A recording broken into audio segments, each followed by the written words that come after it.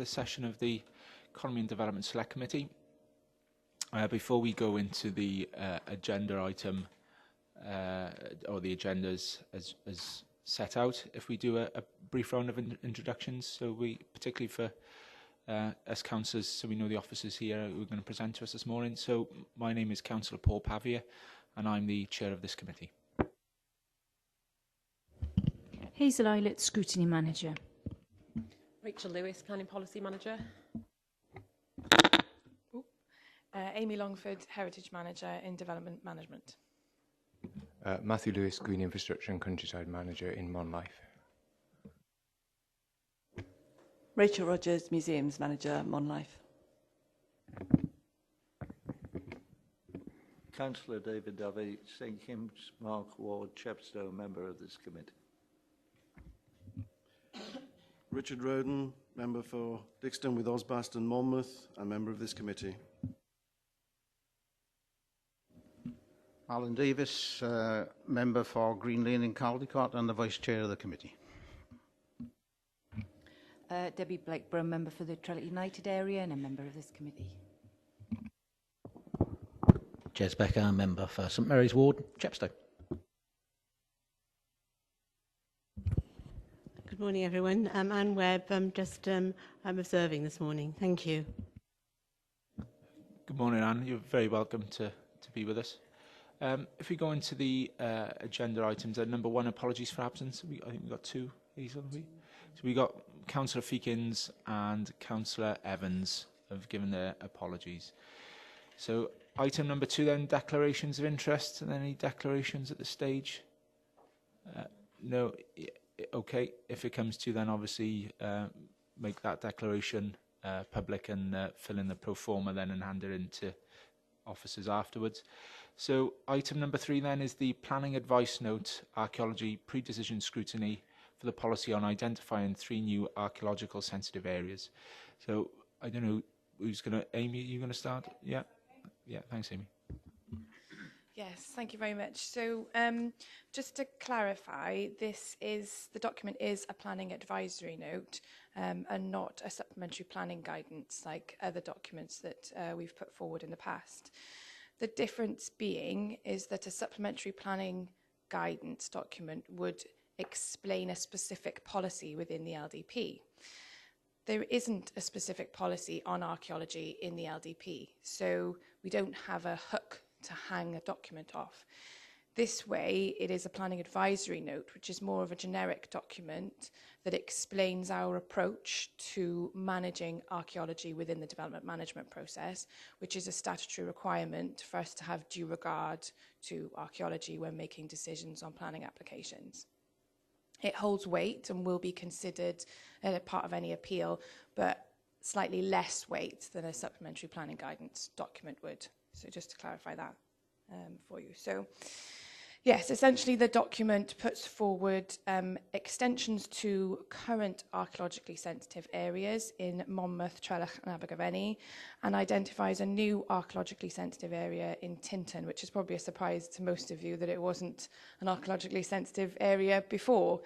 It has been treated as such in the past, but this formally identifies and puts a spatial boundary around the specific area. So yes, the recommendation is for the committee to provide any feedback in terms of this document, and which we'll take on board. So in determining planning applications, as I've said, archaeology is a material consideration that we must take into account and balance up against other factors in determining applications. Glamorgan Gwent Archaeological Trust provide our services as our archaeological advisors, our specialist advisors, and they've identified a number of these archaeological sensitive areas. And as part of a recent review, they have identified specific extensions to those 3 key areas. There is an additional change in relation to the levels, Mega, Nundy, Roggett and Caldecott, which is an amalgamation of those archaeologically sensitive areas. That doesn't change the boundaries as they've been previously identified. It's simply an administrative change to amalgamate them into one designated area. In terms of Abergavenny, the extension to Abergavenny is quite significant. It's the north area all around Bailey Park and the areas around Oxford Street. This area has been identified as having particular importance due to the Roman settlements and many medieval finds in this area. The extension of Bailey Park was part of the Priory initially and then was then changed its name to Bailey Park. So there's increased pressure in these suburbs for development extensions that may have an archaeological restraint. In terms of increased survey work required by applicants, yes, this could increase the number of surveys that are required and the information that we require prior to determination. However, the more surveys that we require, the better picture that we will have of the archaeology underground. So we should be able to make more informed decisions moving forward, and we should only be then asking for information where we think is really important to do so, and we are more justified to do so. The extension will then help us to manage our statutory duty in a more effective and efficient way. And this planning advisory note should help us engage with applicants at a much earlier stage, explaining to them why they need to do this additional information and providing that clear boundary of where this kind of particularly special area starts and stops. Just on a side note, as part of the advisory note, we've had a little bit of difficulty mapping some of these changes. So some of the comments that have already come forward, which have been really helpful, were that the boundaries are not clearly identified on the maps, which we are addressing with the GIS team, and that the blue and the brown lines are not very clear. So yes, that's all been taken on board straight away. And somebody else had mentioned that it would be good to have the archaeologically sensitive areas in alphabetical order as well. So yes, that's all been taken on board. So that's Abergavenny. In terms of Monmouth, the extension to Monmouth relates mainly to the Chippenham Fields area and the area east of the dual carriageway. Again, there is a high potential for medieval finds in this area, and this would help us to understand the use of the area better. However, in this respect, a large portion of this land is a historic registered park and garden, so the development pressure is quite low in this area, and the area east of the dual carriageway is a flood zone, is a C2 zone. So in terms of whether archaeology would be a restraint in the development process and restrict building in these areas is highly unlikely because they are already quite tightly constrained. Moving on to Trelech. This includes the area between Catbrook Road and Landogo Road primarily. There's been a lot of academic research in this area, and they've identified a number of finds and stone buildings which showed that the medieval planned town extended much further south than originally anticipated. And there's a lot of information and a lot to learn about the development of Trelech at that time. This area, in relation to the development pressure, is mainly a scheduled ancient monument. So again, it's already protected, and it's not going to have a significant implication on growth or any development within Trelech. Tintern, I think we were all surprised to see it wasn't an archaeologically sensitive area. And we can all kind of understand why Tintern is important. Significant medieval settlement with a significant monastery and much larger grounds, 12 granges established as part of the abbey and 3,000 acres of land, plus the additional development along the Angidi Valley in terms of wire works and iron works in the 1700s and 1800s. So there's a multi-phase kind of importance to Tintern. The boundary around the ASA has been mapped for a long time. It extends right up to the northern part of Tintern, all the way south down the river to the Abbey and up the valley up towards Glynwood. So it is quite a large area, but this is justified in terms of the importance and the archaeological finds that have already found in the area. Being a minor village, Tintern does have some development pressure, and this may increase the potential for applications to require additional survey work. But again, with the same situation with Abergavenny, we should be able to build a better picture of where things were, what things were happening, in order for us to make more informed decisions and be able to guide our applicants through this process. So as I've said, the planning advisory note is not a supplementary planning guidance, but it does hold weight in terms of a decision-making process. And the main aim of the planning advisory note is to give more clear advice to applicants at an early stage of what will be expected of them and what we will do with the information and how this will impact on their applications and moving forward. So the document, in order to be a planning advisory note, will need to go through a consultation process. This will be the same consultation process as all the supplementary planning guidance documents that we have to ensure that there's proper scrutiny and it's been carefully considered. This will go through targeted notifications. We will send the documents out to all the town and community councils, all the agents, applicants in the area, architects, on our database. It will primarily be an email or electronic-based consultation. It'll be on the website. It'll be on and advertised through our Twitter and MCC Facebook accounts as normal. All the information, all the consultation replies that we receive will be analysed by the team, and we'll take on board those accounts and report back to the committees in due course as normal process. So I think that's, so the options available to the committee are to scrutinise the document and provide the feedback and move forward, or to decline to scrutinise the document. So option one is obviously our preferred option to move forward, and we feel that if we do go with option two, there'll be a missed opportunity to provide a bit more clear advice to applicants on how we manage the archaeology and we're exercising our proper duty in terms of managing the historic environment. So thank you very much. Any questions? Thank you, Amy. Just for obviously my ignorance, I know there's a number of members on this committee who are also members of the planning committee. In terms of how we support applicants, do we signpost them to commissioning organisations, companies that'll undertake the work then for them? Is that how it works?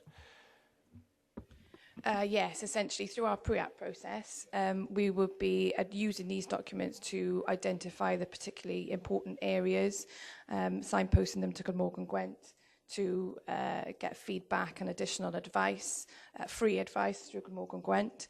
And if they feel at that point of Glamorgan Gwent's advice is that yes, their particular type of development will have an impact on any potential archaeology, we can identify that really early in the stage and signpost them in the right place to get right advice early on that will give us the information to make proper informed decisions. Okay, thank you. Councillor Blakeborough. Thanks for the report. Yeah, it's always that balancing act, isn't it, of making sure that we do, well, not only protect, but actually enhance areas of significance and of importance, but not to hinder development. And so it's always that balance. You've kind of answered some of the questions, but just to clarify for me, I've got a few other questions, more specific, but I guess why in particular did you feel the need to produce this? What problems were you trying to address? So that's kind of the first question. That's a very good question. Yes, there's been a couple of, small handful of applications where archaeology was brought up quite late in the day, and we had gone through a lengthy process with an applicant, and then the impact of the archaeology meant that they would have to go and do a survey, which was a time delay and a cost delay to them, and we were uncertain about what that survey would find. Would we be able to approve the development, which was acceptable in all other respects? And it kind of adds that element of confusion and misunderstanding, and quite rightly, applicants can get frustrated at that time delay. And if there were things that are brought out through that archaeology that would restrict them, they'd spent a lot of money in a process trying to get approval for something which may well have been stopped. So, and also I think it was an issue with whether we were applying these requirements in terms of the surveys appropriately and fairly to everybody. So these documents identify what's particularly important about specific areas. So whether you're inside or outside the boundary, that provides a clearer understanding of why we're asking for the information. Sounds good. So it's really transparency and clarity again for applicants. In terms of developing further sites, what process have you used to identify the sites that you are expanding on and as say, kind of now looking towards Tintin, which is bizarre that we're looking at it now, but yeah, what process have you used to identify all these sites, and is there a possibility that you'll continue to identify further ones in the future? Yes, so Glamorgan Gwent identified specific areas. So they will receive the information from any survey data that they get, analyse it. So they'd come back and said there are specific areas where we seem to be finding a lot more fines, as they refer to them, and therefore we think we need to reconsider Abergavenny, Monmouth and Trelech in those respects. Obviously, the academic work being done in Trelech has triggered the requirement for this extension.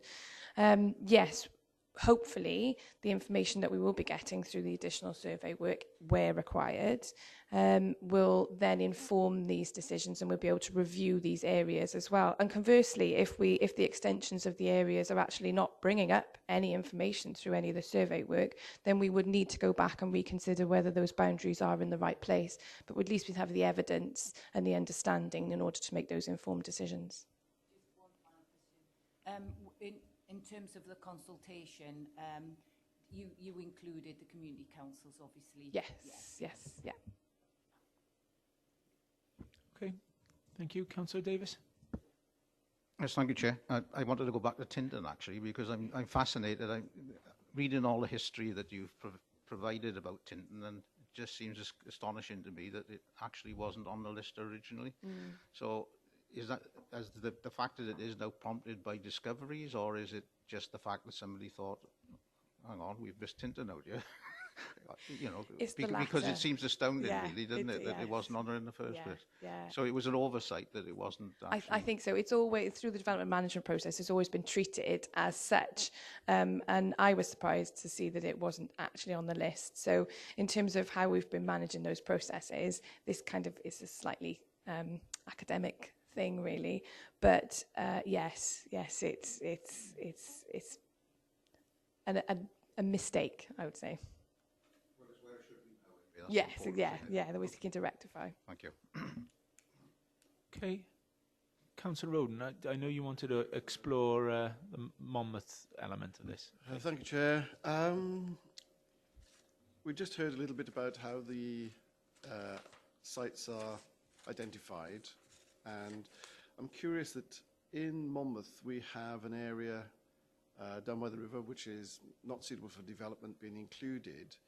There are areas of significant interest locally, such as the Kingswood area, Rockfield, where there was a Bronze Age lakeside village identified. I'm surprised that they haven't been included. And I consider that there are fines taking place quite regularly in those areas. I think there was a crucible for forming gold that was discovered in Kingswood not so long ago. So I just wonder if there's an opportunity to look at the boundaries in those areas, perhaps. Yes, definitely. We can take that back to GGAT and ask them whether they consider that. It may be that they, because it's slightly further out, it may be that they identify a separate area to Monmouth, rather than it kind of extending up to that area and including everything in between, which may not have the most significance as the Kingswood area. But yes, we can definitely take that back to GGAT and ask them to consider those areas and the more recent finds. The research was done a number of years ago, so yes, as part of what Councillor Breakborough was mentioning, we do need to be reviewing these sites and taking on board what's coming forward. Councillor Becker. Thanks, Chair. So essentially the boundaries are mostly defined by fines or activity that goes on there. The only reason I ask is because I look at the Chepstow boundary, which is pretty much entirely in my ward, And there's a chunk of it that's not included, which would be by the train station, essentially. Mm-hmm. You know, and nothing around.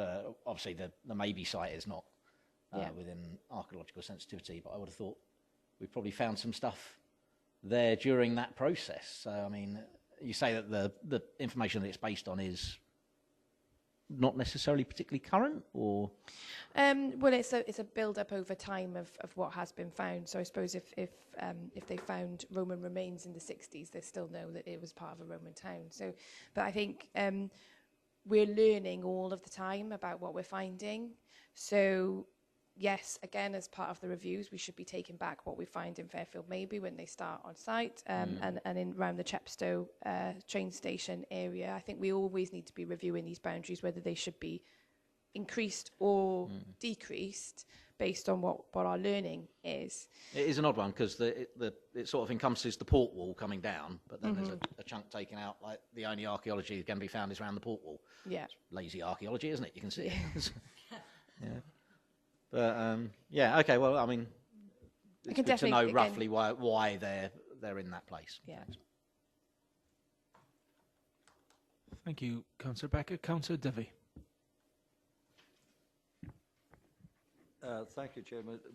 With regard to the Fairfield maybe site, I am aware that the site manager, the guy that does everything for Fairfield, maybe more or less, they have uncovered an awful lot of things, and he has a store of them, if you look, and they were on display.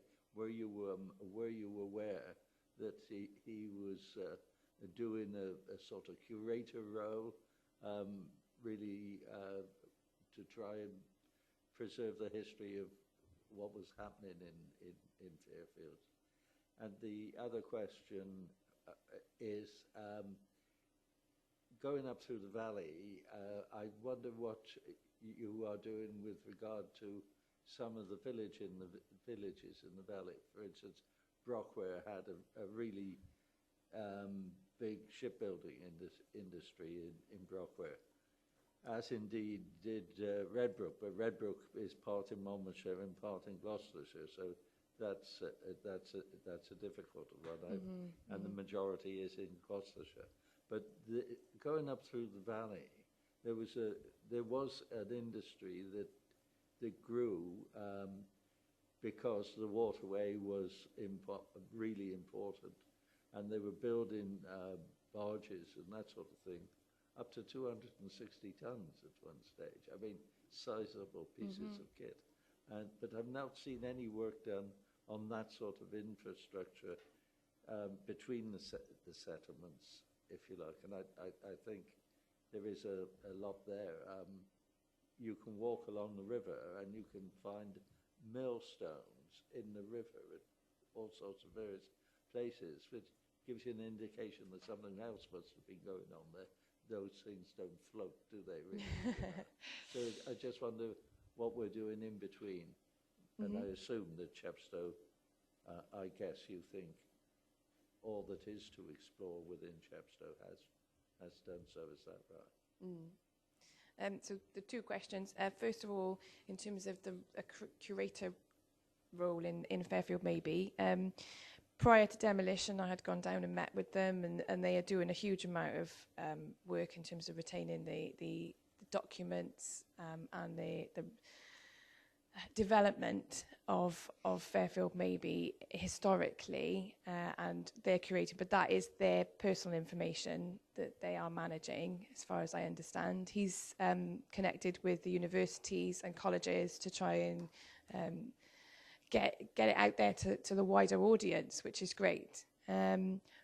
What we do moving forward, there's conditions on the applications that they'll have to discharge appropriately, and any information that we get out of those, then the watch and brief will dictate how we manage that. But it will all feed back into Glamorgan Gwent, and then that will form part of a review of whether we do then include Fairfield maybe site as part of the archaeologically sensitive area. In terms of the other villages. This project was mainly contained to the existing ASAs and dealing with the error in Tinton. We haven't had the resources to go and do proper investigation in the wider area, which would justify designating the other areas as archaeologically sensitive areas. And I think one of my concerns would be designating too many archaeologically sensitive areas, which would undermine the value of the ones that we do have. And I think we should only be asking for this information where we think it's really important. It doesn't stop applications coming in anywhere across the county that may well pick up an archaeological restraint. This is just, these documents and these boundaries are just saying in these areas there is particular significance that we need to be aware of very early in the stage of planning applications. So, but we can go back again to Glamorgan Gwent and ask them what they think about specific areas and whether they have information that would justify a little bit more importance in those areas and a little bit more understanding. Thank you. Thank you, Chair. Okay. Councillor Webb. To speak, Chairman. Yes, thank you very much, Amy. I'm sure the considerations that are in this area have been put forward anyway with regard to any planning application, but it's good to actually have this now on record, and thank you for the work that you've done in it. Thank you. Oh, thank you. Thank you, Councillor Webb. Sorry, I think your microphone is just still on. Thank you. Are there any other... Oh, and sorry, and yours, Councillor W, is still on as well. Oh, sorry. Thank sorry, you. Chair. Are there any other further questions then for officers? No? So we've... I think we've explored the rationale for bringing this this planning advice note forward. It's obviously around balancing, as Councillor Blakeborough said, balancing the need between protecting and enhancing our historic environment, but not to hinder the development process, because there are time and cost delays for applicants, and ensuring that our processes are open and transparent at the earliest possible stage for applicants is really important. I think we looked at obviously the rationale for various boundaries.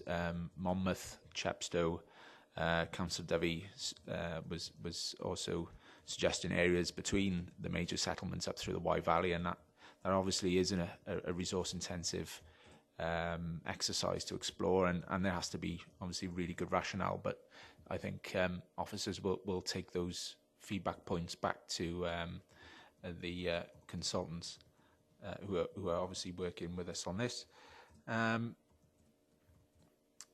Obviously, we explored the oversight of Tinton, and that's really important now that it's been properly earmarked, and it's it's obviously going to have its own ASA in its own right, which is really important.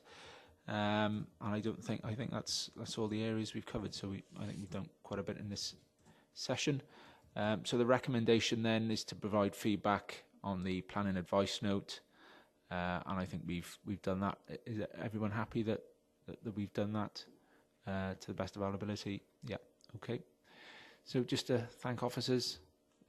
Hope those feedback points and questions were helpful, and as you said, those boundaries are open to further review in the future. So if there's any other issues, then you're obviously welcome to bring those back to us. Okay, thank you both.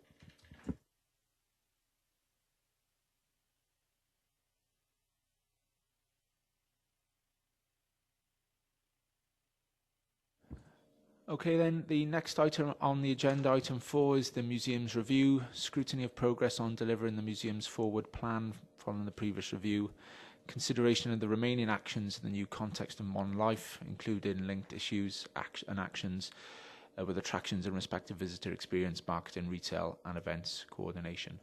Are you going to start, Matthew, and then Rachel? Yep, that's fine. You've got to click it up on. Basically, you just need to set.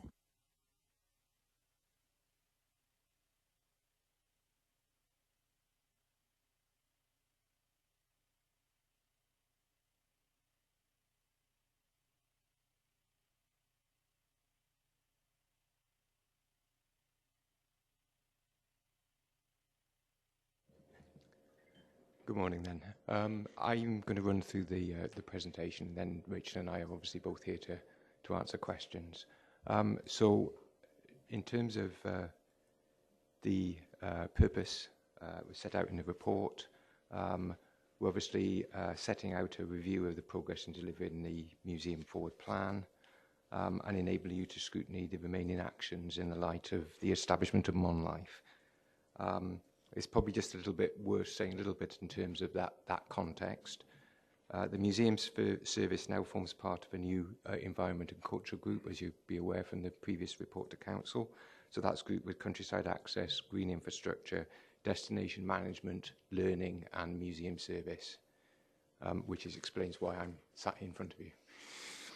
In terms of the Museum Forward Plan, as you're probably aware, that was approved by Cabinet in December 2016 for a period 2017 to 22.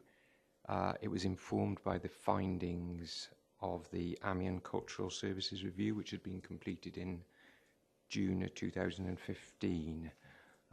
There's a bit more detail in the report, so I won't go through that now, but the overarching recommendations of the Amiens Review were to create a centralised museum team, to create a long term, to create a collection centre and a centralised museum store, to continue to provide local access to the county's heritage. There was a fourth recommendation, which was to create a properly resourced trading company, but that sort of goes subsumed into the Monlife discussions and decisions. Those core principles were then incorporated into the strategic aims of the approved forward plan.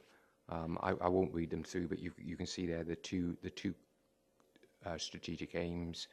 One about the cross-county museum offer and including arts and cultural development in that, and the other one around resilience and sustainability in terms of services.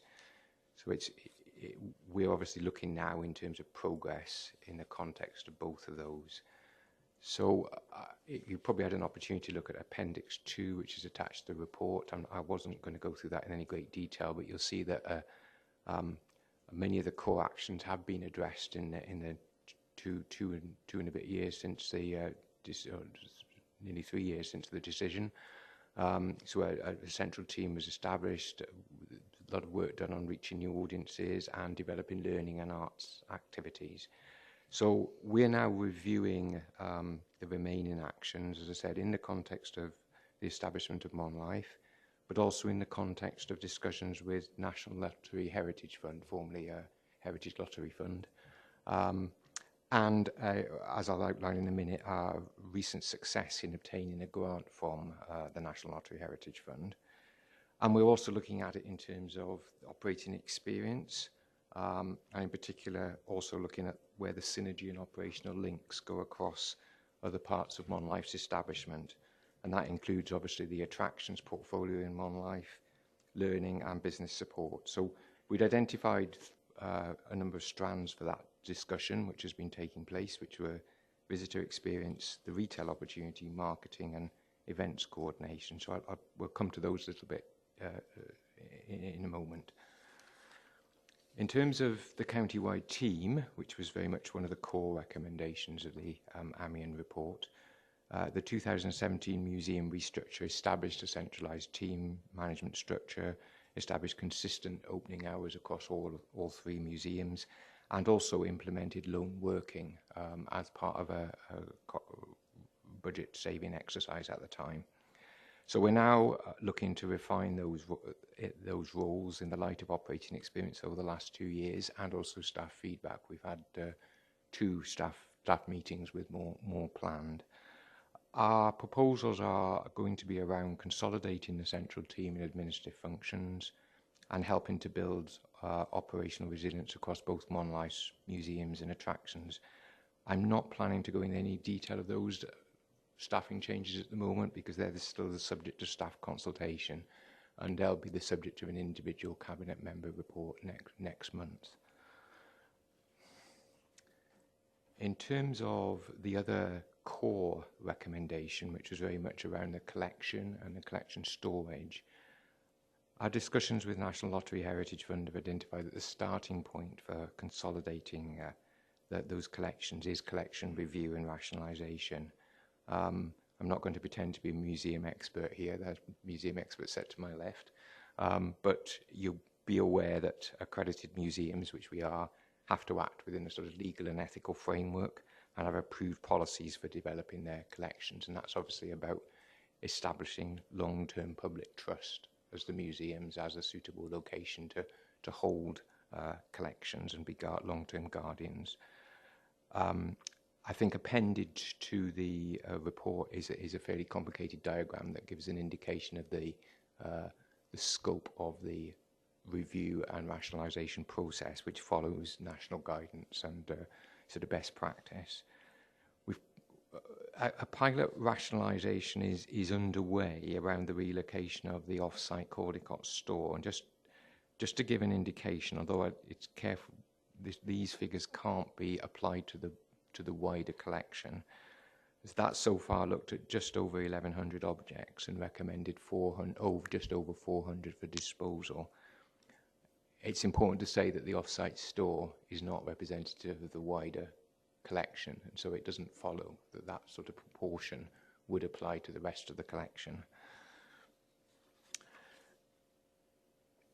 We've recently, as part of the successful grant application with the Heritage Fund, we've recently been successful as part of a wider Monlife Heritage project in obtaining funding for a 14-month collection rationalisation programme with 2 collection review assistants on 12-month contracts starting from April 2020 and some additional project lead time.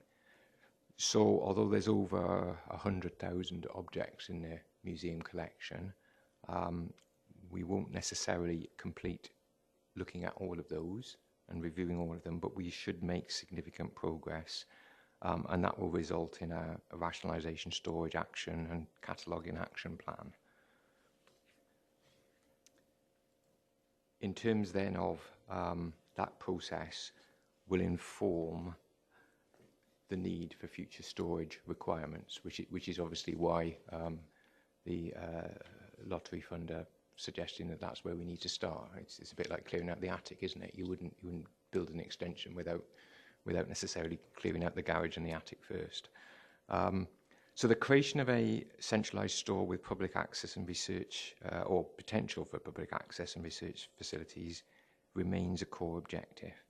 However, realistically, given the scale of investment required, the challenges of external funding environment and the challenges of the Council's capital programme, that is a longer-term ambition. The approved forward plan identified the preferred location for the centralised store as Monmouth, together with the consolidation and redisplay of the Nelson collection as space for a Monmouth museum, and including community and volunteer space. And I know the work we've done in Monlife on the learning strategy has certainly reinforced the need for the latter. That very much still remains our aim. And the plan also identified the desire to maintain, adapt and improve the existing museums at Chepstow and Abergavenny, and to enable better access to the Caldecott collection, which is obviously situated in storage in Caldecott Castle. In terms of where we go from here, in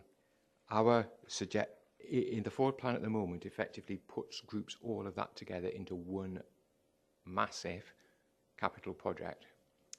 Given the longer term nature of some of the elements, we think we need to decouple some of those elements.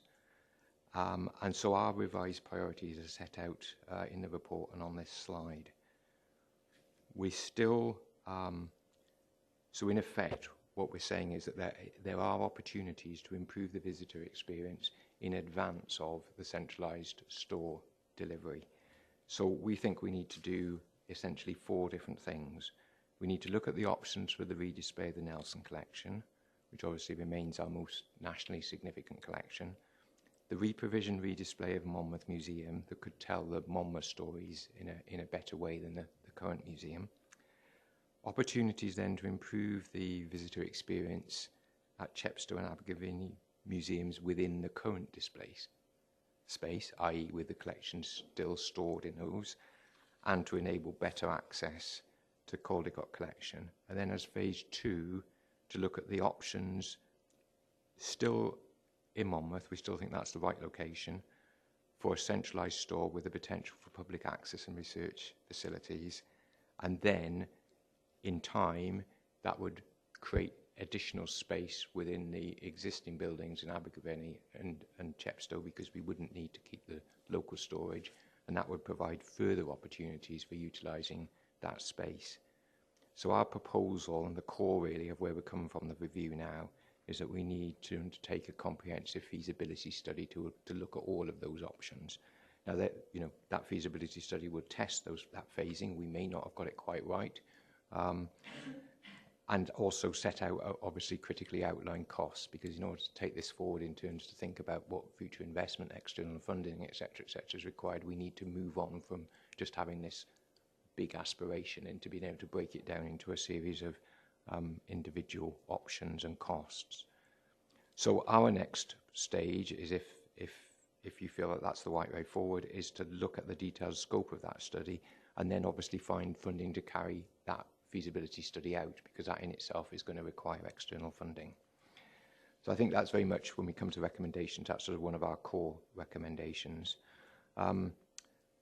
In terms then of the other actions in the action plan, in terms of visitor experience, as well as the collection review element, our recently approved Heritage Fund grant will fund a project officer for an 18-month contract to prepare a heritage strategy for all of Monlife's managed heritage assets.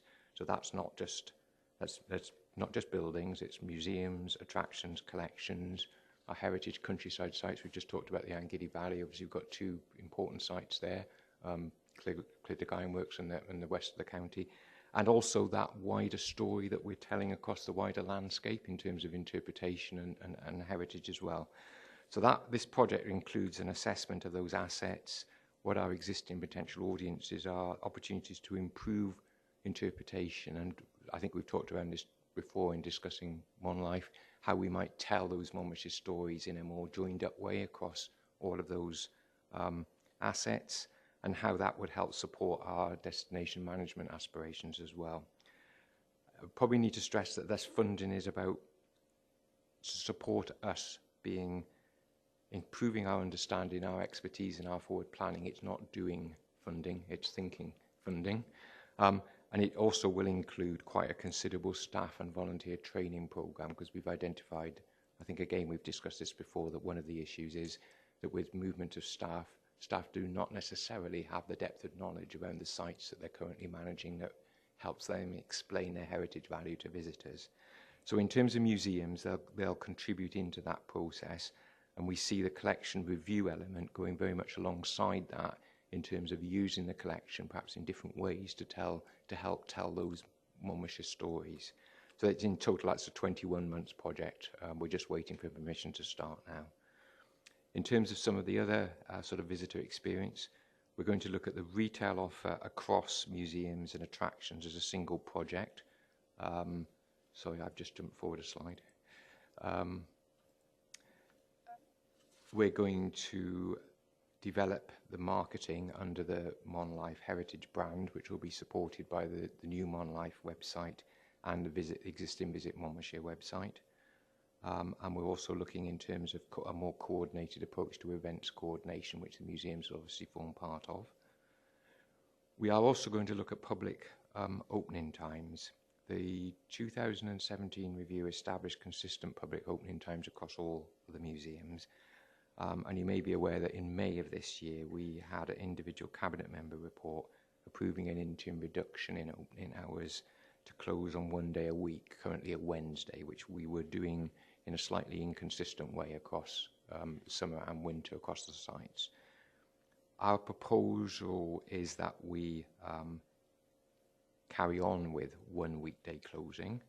That doesn't mean that's closing to the public, but it doesn't impact on other activities such as study courses or learning activities. In fact, in many ways, it creates an opportunity, particularly for learning activities to take place.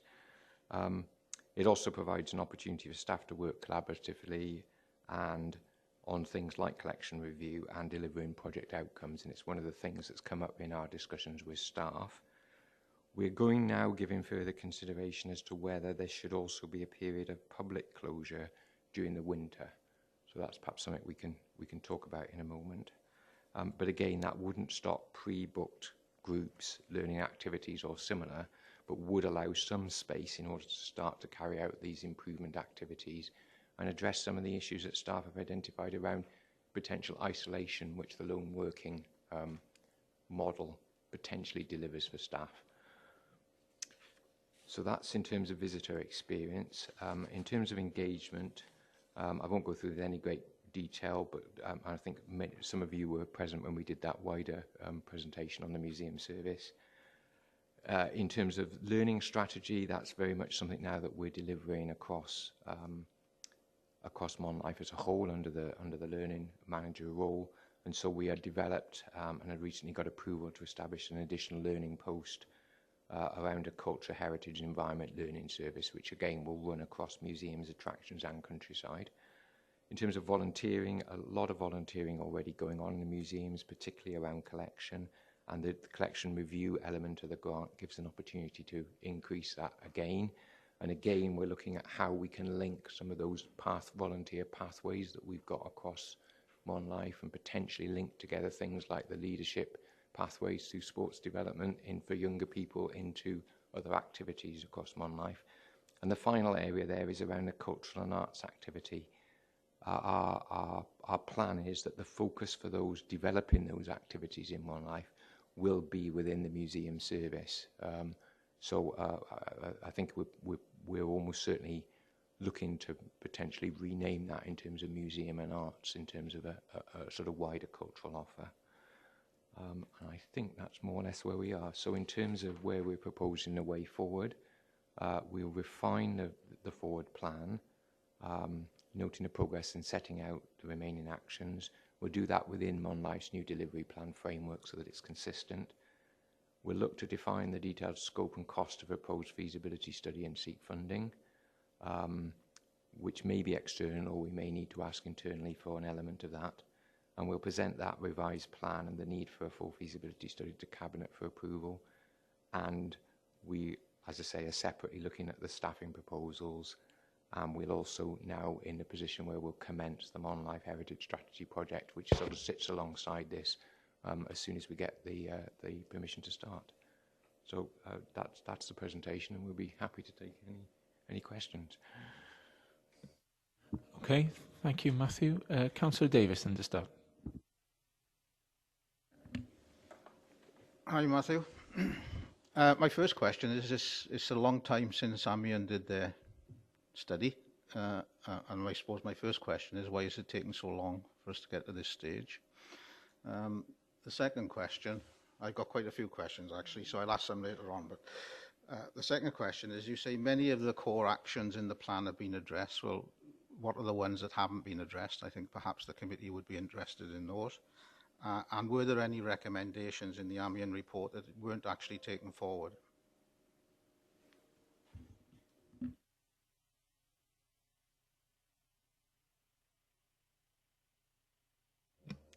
I think in terms of the length of time, a lot of the core recommendations in terms of the structure, etc., were addressed in 2017, so they were done quite quickly in terms of, obviously I wasn't involved in that process. That was at that point museums weren't part of tourism, leisure and culture. In terms of picking up now, it's an action that's been identified in the corporate plan to carry out a review of the museum service, and that's, it's obviously timely in terms of the Monlife discussions as well. I guess if the Monlife decision had come slightly sooner, we would probably be at this point slightly sooner as well. In terms of actions that are remaining, it's the core action that is essentially not progressed, and I think that's perhaps, if we've been slightly critical of the way it was originally expressed, is that core action around buildings and the centralised store. I think it's often the case, isn't it, when it's put together as one enormous action, it's quite difficult to work out what to do. And I think also it potentially, to be fair, is probably set in a slightly different funding scenario. If you go back to sort of 2015, the lottery funds were still funding very large projects. They've obviously had a new strategic plan for the Heritage Fund, partly reflecting the fact that the lottery amount of money coming out of the lottery is quite considerably reduced, simplifying their grants program. They are still putting together large grants, but often they're now on limited time competitive funding.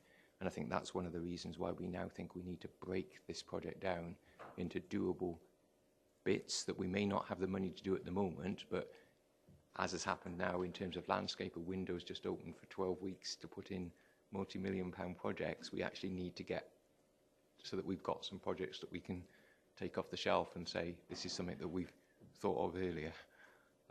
So I think that's probably the core thing. Most of the rest of it is really just either refining how the museums fit within Mon Life. Obviously, the original forward plan was very much written as the museum doing a lot of these things on its service, doing a lot of these things on its own. And the very fact that we've set up the Mon Life structure means that, you know, the good news is that it doesn't need to do these things on its own anymore. We've got that structure that we've set up to help deliver these things. Or it's, as with some of the sort of operational staffing issues, it's just reflecting on experience over the last 2 years and thinking, what do we need to tweak in order to make this work better? Sorry, that was a very long answer. There was another part you asked about recommendations, which perhaps Rachel might be better placed to answer because I wasn't involved in that process. The recommendations that weren't taken forward with the Amiens. Yes. There were a couple of recommendations that weren't taken forward with the Amiens report. There was a suggestion that perhaps the amount of museums there should be less of them, perhaps with 1 or 2 closures. And when we looked at that, we felt that with Monmouthshire's commitment to local service provision, it was important that we had that presence in all 3 of the towns. They had suggested that perhaps that provision should be, rather than through the museum buildings, but perhaps through displays and partnerships with other non-museum locations in town, in the different towns. And when we looked at that and explored, you know, some of the practicalities, actually that's a really quite a difficult thing to do, to start working with retailers, for example, to set up, if you like, mini museums. And we felt that the nature of Monmouthshire, where the 4 towns are very distinctive, many counties, as we're all familiar with, have a very clear county town as it were, but it's not quite like that in Monmouthshire, and we felt that local story was important. And as Matthew has mentioned, the work from the lottery that we're now looking at will enable us to actually perhaps develop those stories. I think at the moment we tend to tell those stories very much in each town, and they sort of stand alone. And the collections work, and the lottery-funded work will enable us to sort of tell those stories and link them across the county. There was also, I think we've touched on that, the recommendation to set up a separate body in terms of development, but that's been superseded by Mon Life. Do you want to come back? Yep. Thank you for those answers. I'm going to be a little bit parochial now and talk about Caldecott Castle, as you probably were expecting. When you look at the other major towns, they all have a facility and a museum, and Caldecott has nothing at all, and a very limited facility for maintaining those archaeological finds that are there. No means for displaying them whatsoever. And I've looked through, I can't see anything in this document which says that we're going to address, because if we look at the previous item and the levels and Cowent and Roman and the rest of it, and my brother-in-law actually made some very significant archaeological finds, one of which was in Caldecott castle when they were trying to build a pond there. I'm quite surprised that we are not recognising that there's some very major archaeological finds, and probably there is an opportunity there to provide facilities for the public which could attract people into the castle. And I'm not seeing anything in terms of what we're going to do about the importance of that area archaeologically and historically. Thank you. Yeah, we definitely recognise that is a problem. Well aware of the issue. We had included, and the wording is deliberately slightly different in terms of Caldicot Castle collection, because obviously it's a different situation to the existing museums. As you know, and I know we've discussed in the past, the environmental conditions in the castle mean that the best place for the collection is in a store. If we want to, keep it for the short term, but then that does raise that issue, as you've rightly said, about that is considerably less than desirable in terms of access and use of the collection. So we have deliberately included, and I'm enabling better access to the Caldicot collection in both of those phases of work as something that does definitely need to be looked at in the feasibility study. I think I'll be honest and say I don't think we know what the answer to that is at this stage, and potentially that gets into issues around whether enabling access to the Caldicot collection in Caldicot or enabling access to the Caldicot collection elsewhere, which I know is potentially a controversial issue, but I think that's why we need to carry out the feasibility study, because we need to start to look at all of those range of options, and then there will be some choices to be made. There's no getting away from it, is there? But it's definitely there, and we've definitely not forgotten about it.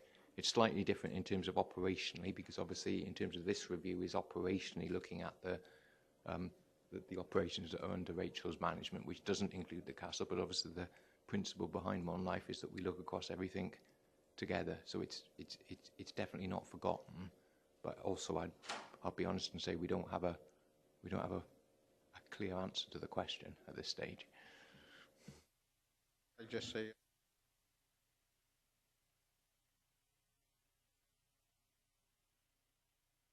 major history with them, I'll put it that way, so as the levels and Caldicot area, and currently it's the only area within that sphere that has no provision to display those to the public. And if we're going to promote people coming into the area, then we really need to provide the facilities for them to see these things. Thank you. Good.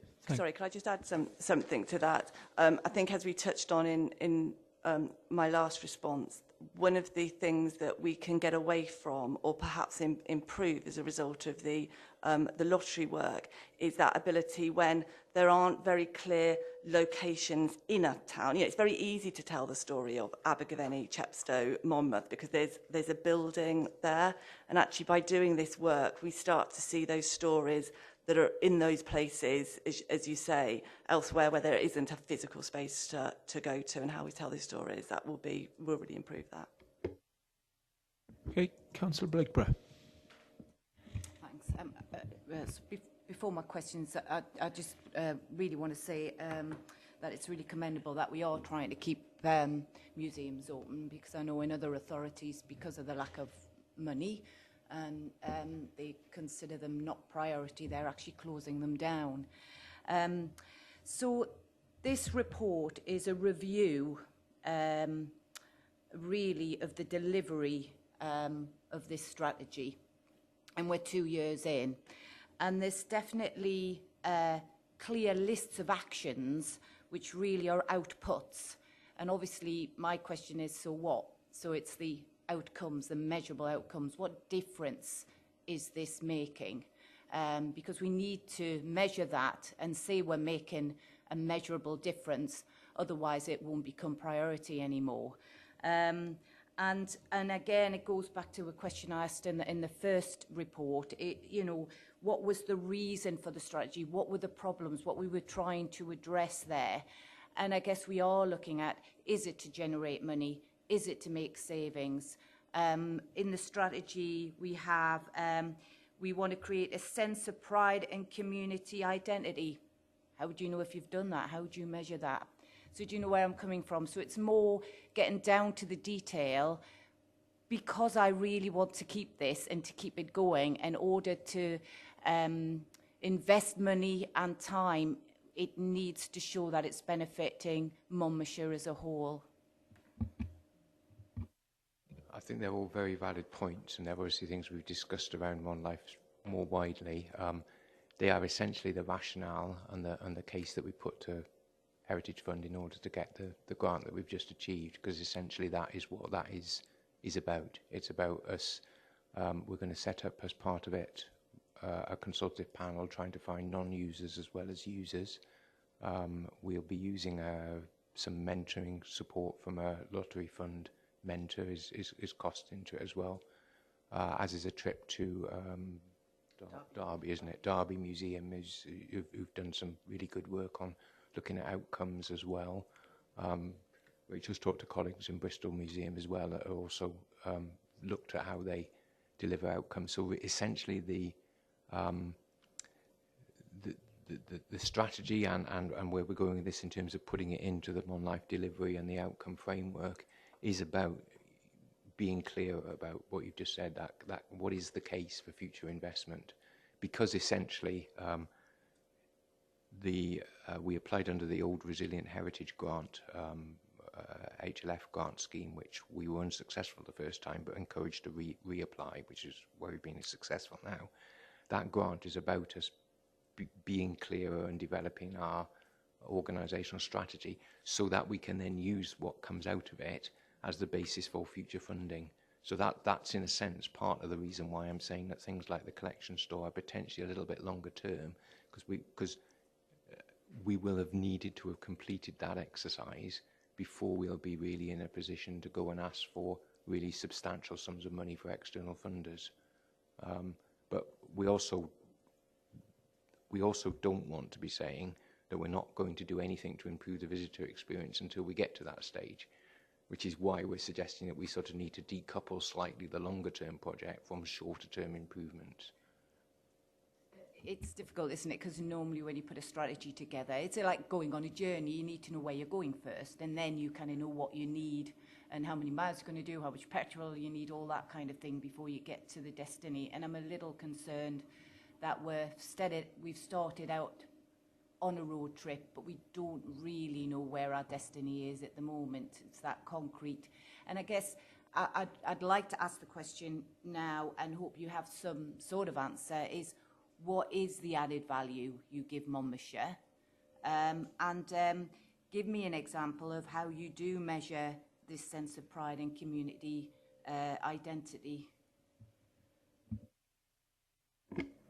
So I think on a very simple, basic level, the reason for the strategy at the starting point is we realised that we were very much operating as three separate museums, and we'd done that for years and years. So this was an opportunity to start bringing things together as a whole and to look across the county. I think where it's quite difficult in terms of where are we going on the journey is the sector as a whole is exploring, the museums as a whole is exploring its purpose. So I think, traditionally we are places that you would go and find out about the history of your town in your area. And people in many ways still see museums in that light. But I mean, particularly in Wales, the Advent of the Future Generations and Wellbeing Act, along with many of our colleagues, have given us an opportunity to have a look at how we're doing things and what else we're for. And I think, museums are more than about the places that you go and find out about your history. And, certainly, we see people who come on repeat visits to us who, perhaps aren't reading any of the panels, but, might be sitting outside in the castle grounds, for example, just having a picnic and just, having a quiet space to be. So our ability to contribute to those agendas such as health and well-being, we're working with a UK initiative called the Happy Museum Project. And what the Happy Museum Project did is looked at how museums have a role to play in terms of encouraging environmental sustainability and well-being, and bringing that together. And we've been doing a lot of work with them. So, for example, we did a project where we worked with young carers, and we invited them into the museum. We used our collections as a starting point, and the collections that we looked at were there were two areas of our collections. One were traditional bee skips, and we worked with a professional to show people how to make those. And the other was weaving. We looked at some of our woolen things. Now, the point of this is what you could do is you could look at our collections and you could look at traditional skills, and then you could get a group of people to come in and do those skills. And it's what they did. I mean, that group of young carers had a safe space to be in. They sat around chatting. They were working with their hands. And that sort of ability to work in a group. So we were doing several things. We were telling people about traditional skills and the history of something, but you were bringing a group of people together who could just be doing something, could have a safe space away from where they usually were, and an ability to chat with people. And I don't disagree. I think it is quite a confusing time for museums, because our ability to get involved in all those things, and we haven't necessarily got that expertise, means that we're having to sort of try things and work with other organisations. In terms of the measuring, we have just worked across Wales on a visitor survey study, and we did it in Chepstow in Abergavenny. And what we wanted to do is ask people how they felt when they came in and how they felt when they leave. And we left, and we measured things like, how happy do you feel? How energetic do you feel? How engaged do you feel? And we asked them to rate it when they came in, and then rate it when they went back out again. And happily, people felt generally better when they came in as to when they came out. It was interesting when we sort of started looking at the different elements. Often people felt more tired when they left than when they came in, which isn't necessarily a positive. But if they've been engaging and learning things, then you can sort of see why they would. So we have always traditionally looked at measurements in terms of visitor numbers, for example, and we still do that. We still count that, but we're trying to get away, because as we all know, so more people came in, and so what? Did they have a good time, or did they not have a good time? So we have been working as that. As I say, that was part of a Wales-wide grouping that we did with other museums across Wales. We've just put our results in, so it'll be interesting to see how we compare with others. And I don't know the results of that yet, but look at that. It's just that I am taking on board this as economy and development. So you are very much a strong part of our development of our economy of Monmouthshire. So it is just trying to find ways of evidencing that. So, for example, it is the increased footfall, gives more reason why people might say want to go to Monmouth, because they've also got the museum to go to as well, so they'll stay around, they'll spend money. And it is really hard to measure all of that, but we need to try and find some way of doing that.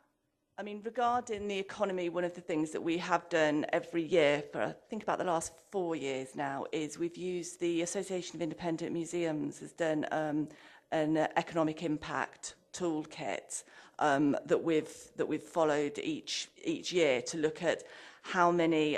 So what we look at is how many local visitors come to us compared to how many overnight visitors, how many day visitors, and of course overnight visitors are worth more money than day visitors, and so we carry out that, and I think it was about 1.42 million that the Monmouthshire Museums contributed to the local economy in the most recent one I did there.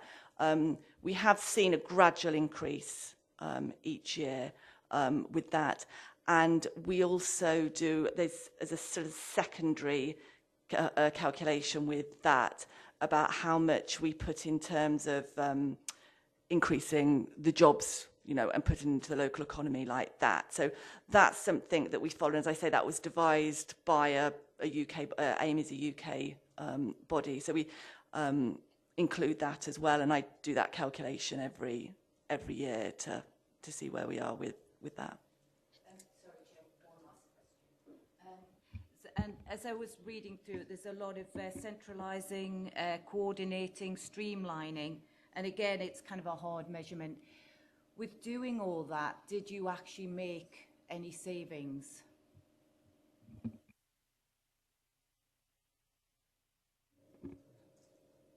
Yeah, there was some initial. So when we did the review back in 2017, and we looked at our opening hours and our savings and bringing things together there.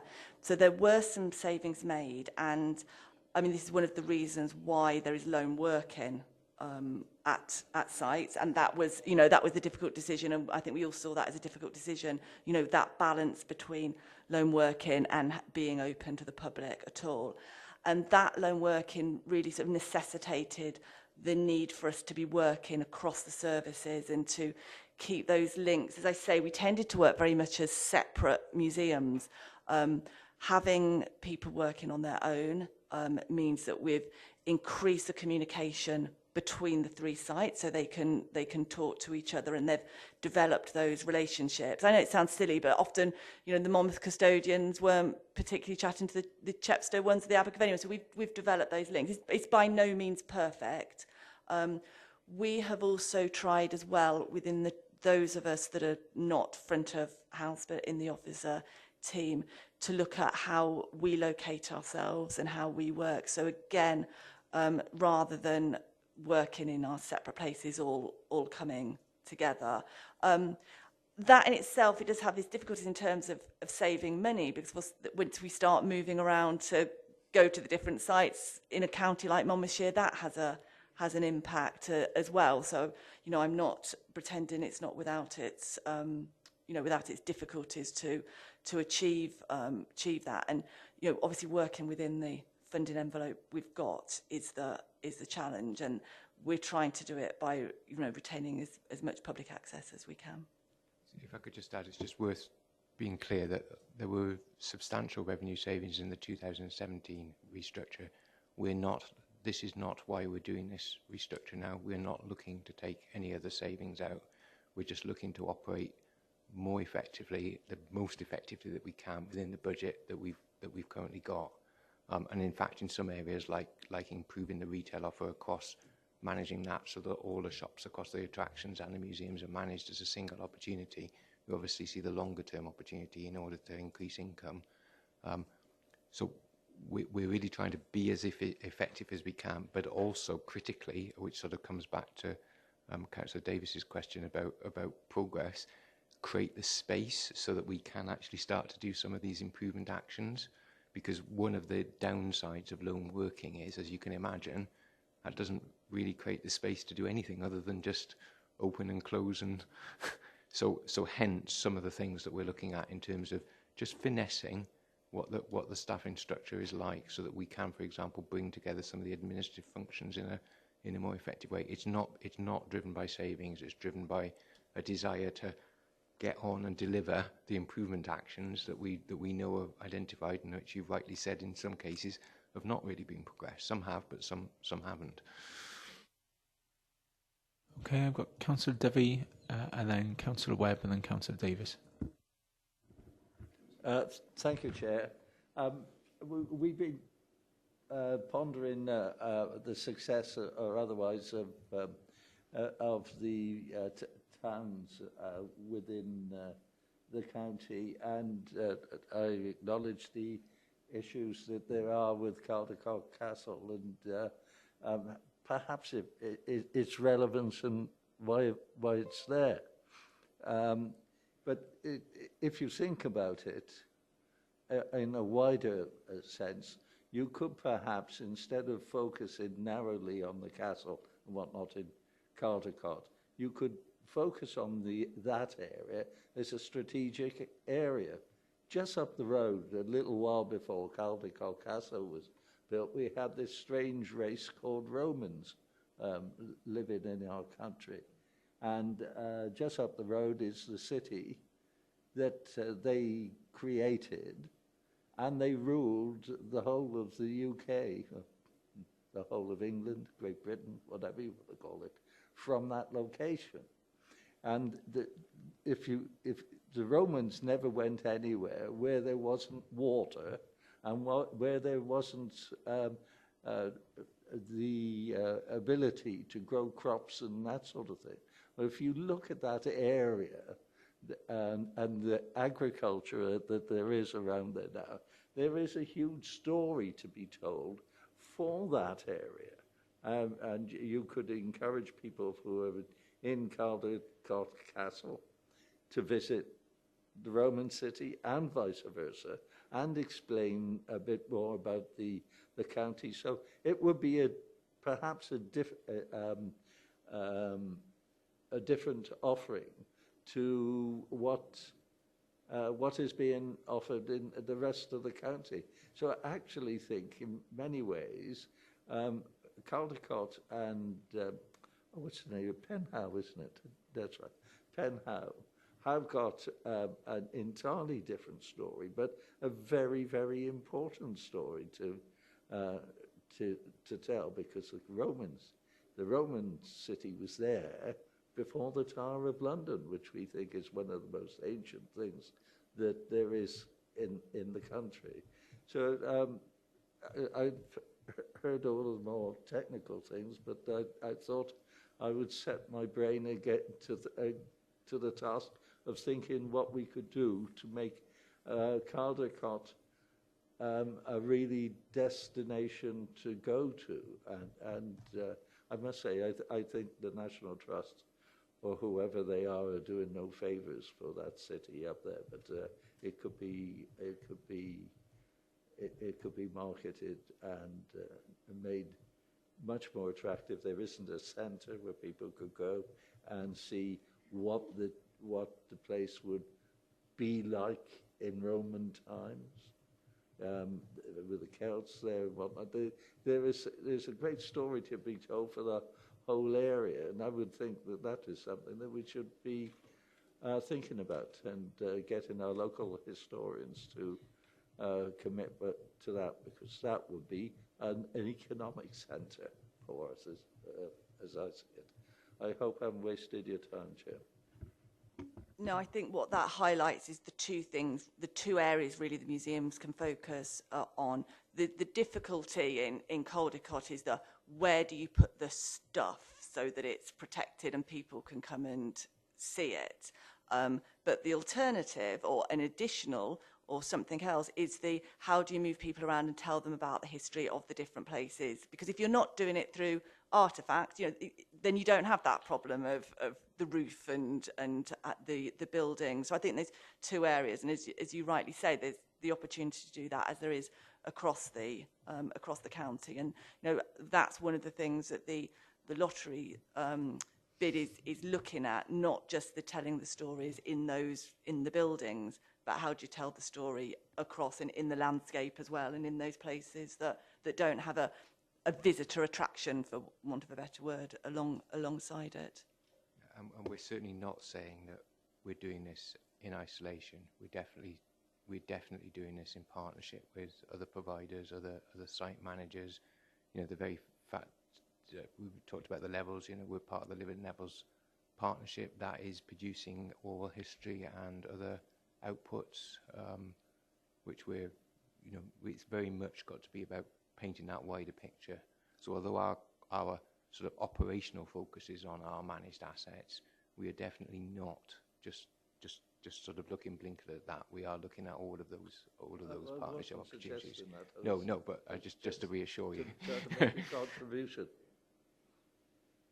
You just put your microphone off again, Councillor Devi. Thank you. I've got Councillor Webb and then Councillor Roden. Sorry, then Councillor Davis. Sorry. Thank you. That's kind of you to allow me to speak, not being a member of this committee. I'm just wondering what our working relationship is with CADU. I mean, do we have any signposts from Chepstow Castle to the museum and vice versa for visitors, or while you're here, da-di-da? I was just wondering that, please. Thank you. Yeah, so with CADU, I mean, we have a few different types of relationships with CADU. So in Abergavenny, we work very much with them on the care of the castle there. So that's the experience we have them there. In Chepstow, which you've asked about specifically, we have good local links with CADU. And certainly the staff in our attraction talk to the staff in the castle there. And there are links with the Tourist Information Centre as well. It's one of the things that we've been discussing relatively recently with the Tourist Information Centre, because when you look at the visitor figures, and I'm going to approximate now, but there's about 50,000 visitors to the castle in Chepstow, and there's about 20,000 to the museum in Chepstow. So there's a big difference there. And I think it's clear to say that the primary cultural reason for people going is to see the castle. So if they're going to do one thing, they're going to do the castle. What we want to do is try and make them do a second thing. And it is quite frustrating because they're not, they're a short walk away. You can see one from the other. The road in between seems to be a little bit of a barrier to people, but I'm not suggesting that we can do anything about that. But we have spoken about, can we, perhaps not so much how do we link from CADU's castle to us, because CADU's role is to get people into their own sites, and it is quite difficult to make those links. Although we can make them locally, it is quite hard to make them nationally to have any real sort of impact. So really, I think it's about what we can do via the Tourist Information Centre. When people come into them, letting them know that there are two things to go and visit. The castle is obviously very imposing, so often people don't go into the Tourist Information Centre, they go straight to the castle. But we've talked to the Tourist Information Centre about, you'll be aware that they've just refreshed their space, and they've got that really lovely coffee space there, area to sit. And we've talked about, could we do things so if you come into the museum, you get a stamp in your card, for example, and then you get a discount on your cup of coffee. Is a very simple thing. The signage, and we do have, there's certainly signage from the TIC over to the museum, and it's a very big, very clear signage. But perhaps we need to be doing things a little bit more subtly. Sometimes those signs, perhaps people just stop looking at them and stop noticing them, and they become part of the street furniture. I have to say, I was surprised at the difference between the amount of people that go to the castle compared to the museum. And I mean, it may be, certainly when we look at the stories as part of the lottery bid, are there stories that better link the castle and the museum? CADU sites tend not to, in detail, interpret the space. They tend to interpret the architecture, but they don't tend to interpret the life of the castle. And is that maybe something that we could do in one of our spaces, so that then you could go across? There's a natural reason, go and find out more. But I think the key to that will be how we can link with the Tourist Information Centre rather than CADU, because with the best will in the world, the local links are good, but I think it's those overarching Welsh ones you need. Councillor Roden. Thank you, Chair, and sorry for the confusion. I thought you'd acknowledged my paw in the air. And thank you also for the report. Somewhat similar theme to Councillor Breakborough in terms of the kind of parameters you use. Just wondering what the key parameters you use to measure success and failure with the public. And I'm just thinking about the numerical aspect. You mentioned that you were obtaining numerical data, but I don't see any of it in the plan, so it's difficult to actually... pardon? I don't see a lot of numerical data in the forward plan. It's hard, therefore, to assess, after 2 years of the plan, are you succeeding or not? Thank you.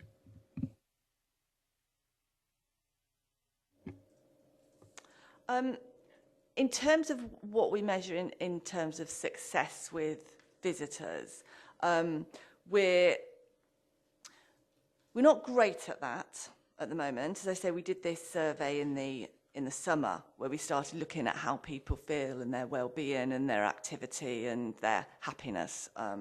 So that's something we've just started, and we've done it once. And I think it would probably be useful to repeat that exercise so we can see how it compares, how we compare to ourselves each year. And as I say, when we get the results back of how it was Wales-wide, how we compare to others. In this report, we haven't put things like our visitor figures. We report on that in our Mon-Life delivery plan. Our visitor figures have, they've always gone up every year, up until perhaps the last couple, when we've stopped, and then last year they dipped down slightly. So I'm talking about just numbers coming through the door. We can only really guess at that because as I say, we just collect the numbers. So then it's difficult to know why the numbers have gone down. There was a dip in visitor figures across many attractions and museums last year.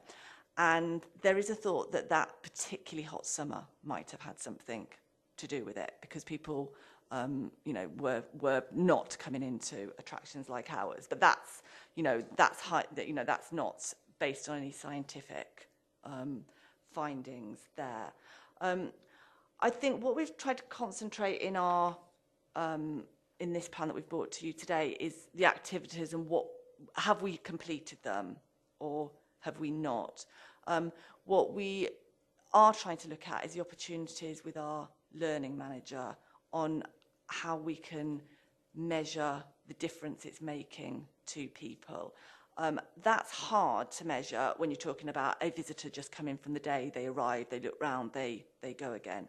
But what we've been doing with our learning manager is we've been working on, so there's a long-term dementia project going on with the museums leading on that Karen's working with. And she's also working with MenCap. We're looking at young people and how young people with learning disabilities are accessing the museums.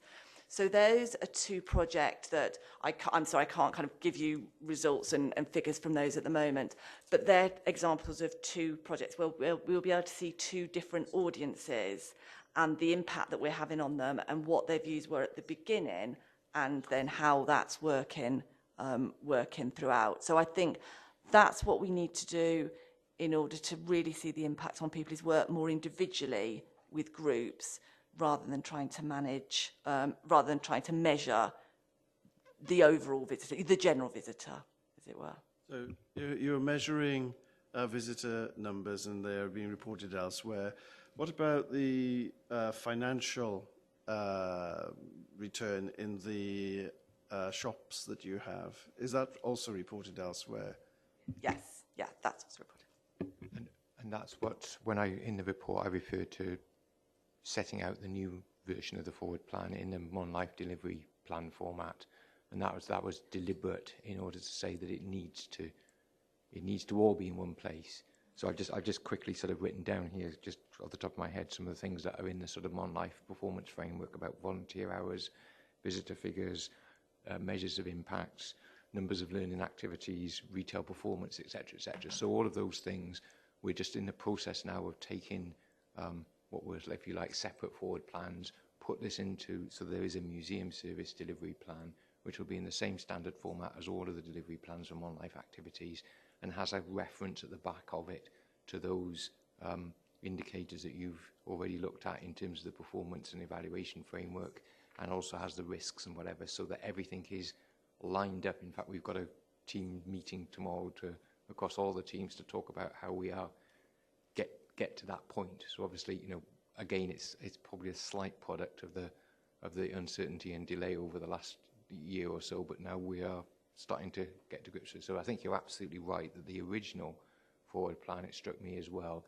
didn't really have the plan approved in 2016, though it had a lot of ambitions. It didn't really have any clear measures in terms of numerical measures as to how to achieve that, and that's definitely we definitely want to address that shortcoming as we go forward now. Okay, thank you very much for the explanation. Yeah. So it's probably worth saying actually with the forward plan, because of course a 5-year forward plan is not something that typically is done. We've always in the past worked with the 1-year plans. The 5-year plan, the original reason for doing a 5-year plan is because as part of museum accreditation, they require that museums set out their 5-year plan. So yeah, thinking about it now with your question, that probably explains why you get this slight mishmash, because that was to address a very specific need, and that was why it was in that format.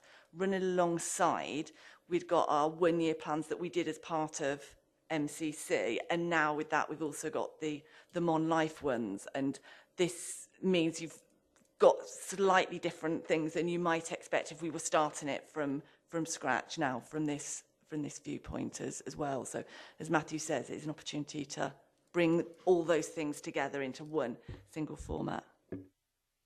Okay. A totally different area.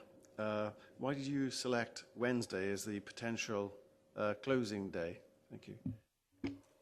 Okay, so what we did there is we looked at what our quietest days were, and Wednesday was the quietest. I can't remember the exact things. I think the Wednesday was the quietest at 2 of the 3 sites. It was the second quietest at the third one. So overall, but we have this discussion a lot. That question of whether you all shut on the same day is one that we consider as well. We find it useful because it's easier to market when you're shut on one day. It's much simpler to explain to the public. It's also good if you try and bring staff together that you've already got a day where you're closed. So that's why we look not just at the quietest day, because that might have ended up with slightly different days, but what was the quietest day overall. So that's how we looked at it. But we're aware that Monday is often a day that's picked traditionally. We went with visitor numbers. We are intending to carry out some consultation with the destination partnership on the Monday-Wednesday question. It is a much vexed discussion. And welcome your views on it as well if you've got any as a committee, because there isn't probably a right or wrong answer. It's just deciding which is the best way to go, really. Councillor Davis. Yes, thank you, Chair. I suppose really in terms of Mon Life, we're going through a transition at the moment, aren't we? And we're looking at different thinking, because take Debbie's point and Richard's, we're moving to a more commercially minded mindset now, if that's the right word. And my personal view is that you have a very important role to play in that, right? And I think there's huge potential, because what is Monmouthshire without its history at the end of the day? And David has made a very good point about Cowent, which I've been, as Matthew will tell you, banging on about for a long, long time. We've got all of these assets that we are not utilising properly and not promoting properly. And to me, that's, if I was managing Mon Life, which I'm not, there ought to be a strategy around how we market those things and how we develop those things and attract more people into Monmouthshire, because ultimately, if that's successful, you are safe. I think this council is to be congratulated on retaining you, but I think that's a wise move, because you were a big asset for Mon Life. It's got whether Mon Life has the managerial skills to utilise that properly is the question for me, and that's where I think you need. From a council perspective, if you intend operating more commercially, you need to have people that are experts in that field and marketing and that sort of thing. So for me, the potential is huge.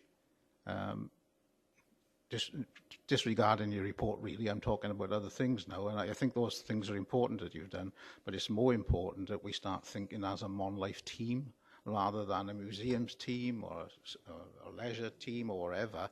It's about the overall package that we offer to people, and we've got a huge potential for doing that, providing we manage it properly, and I think that'll be the key. Thank you. I think that's the opportunity we have now with Monlife. We're obviously, as museums, we're a very small team and just don't, have the ability to do all these things. But things like marketing, as you say, will now be looked at across Monlife, learning as well. I think the grouping that museums are with is interesting, with countryside and learning and play and destination management. It's a really, a grouping with a lot of synergies. Certainly, I'm looking more and more at the relationships that we can have with our countryside sites and, the history that's in the landscape as well. And I think, as you say, that expertise, which now we can look at across Monlife instead of us all trying to do. Marketing is a really good example, because previously, we need to market events. You've got to do it takes a long time to market one event proportionally than when you're trying to market a group of events, and we can only benefit from that grouping. Councillor Becker. Thanks, Chair. My microphone is falling apart today, I tell you. It's rather sad, isn't it? It's a 5-year plan, great, marvellous, but what's the timescale on that collection review, for starters?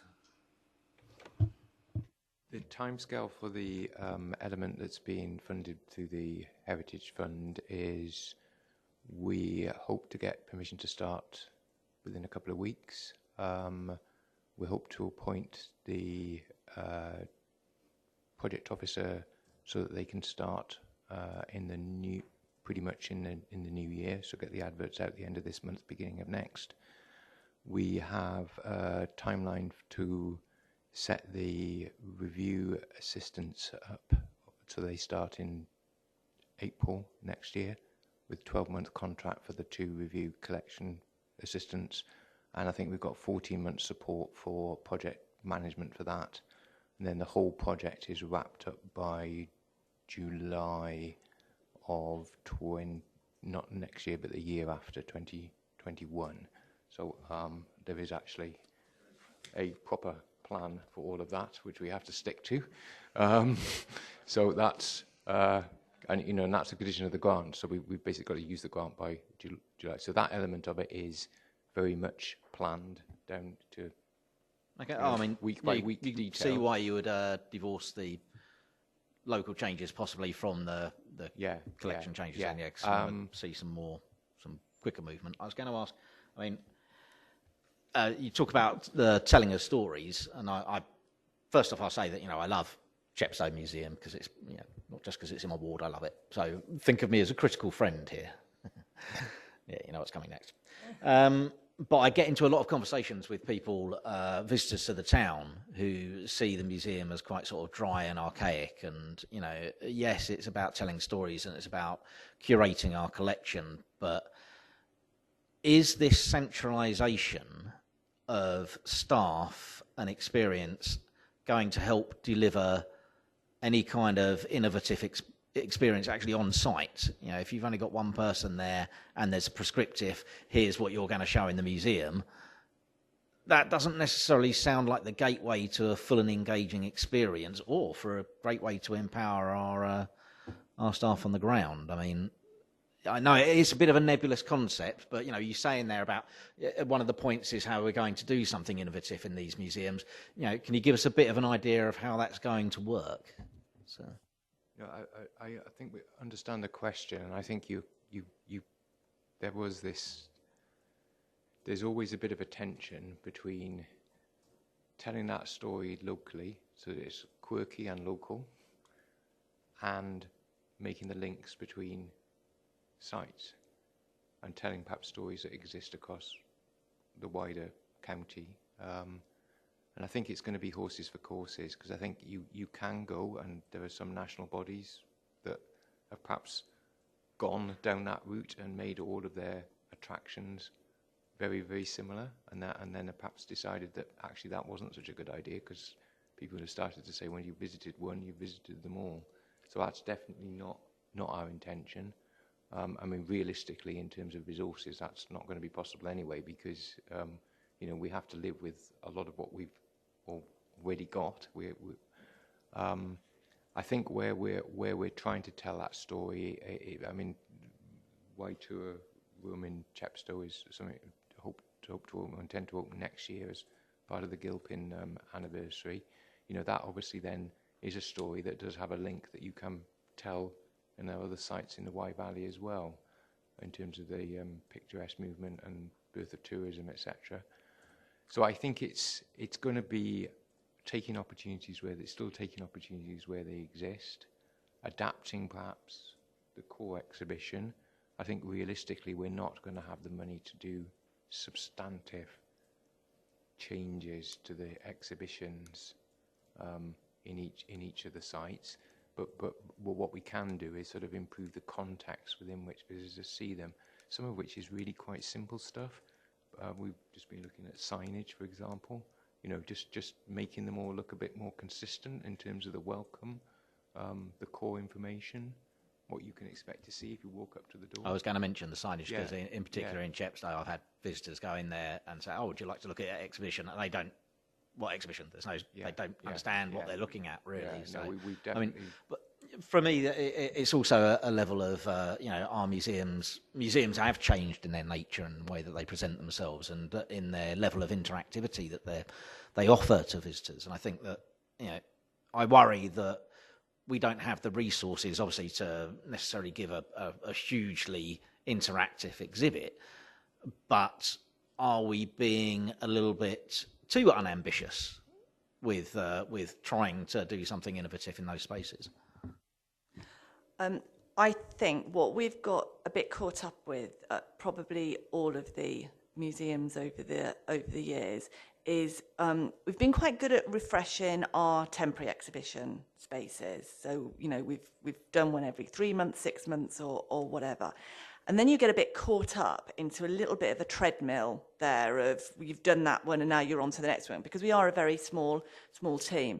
So what we've now tried to do is to just stop changing those temporary exhibitions quite so often, because we're trying to create some space so that we can start making changes to the other ones. Now, the finances are always going to be difficult. If we had a bottomless pit of money, then we could go and do it tomorrow, but we haven't, so we have to be realistic about it. What we've done quite successfully we've done it in Abergavenny, is to work with members of the community to put on an exhibition. So we redisplayed our permanent archaeology displays there with the help of a group of volunteers. We had a small amount of funding, but it wasn't a huge amount. But that was really interesting to develop those ideas with with people outside of the sector. We've also done it in Monmouth Museum, albeit on our temporary exhibitions, but we had the Rockfield exhibition there a couple of years ago, which we did with Monmouth Comprehensive School. So there are opportunities that we can make, I think, to do more imaginative things if we can bring in members of the community. Money is needed to do that, and I think that what the heritage strategy will do in looking at those stories, and the collections review as well, is will give us a framework to work to, and then to start being able to say, right, this would be a really good story to tell in this location. How can we refresh the displays? How can we use people that we might have worked with? How can we use these different groups to do that? As I say, we need to kind of get off that treadmill.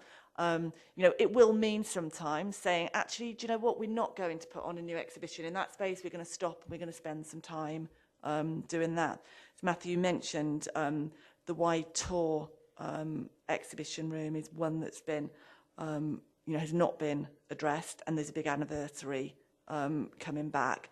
And with that in mind, we're making sure that we've got an exhibition downstairs that doesn't need changing, that can be left there, so staff can be taken, can work on that.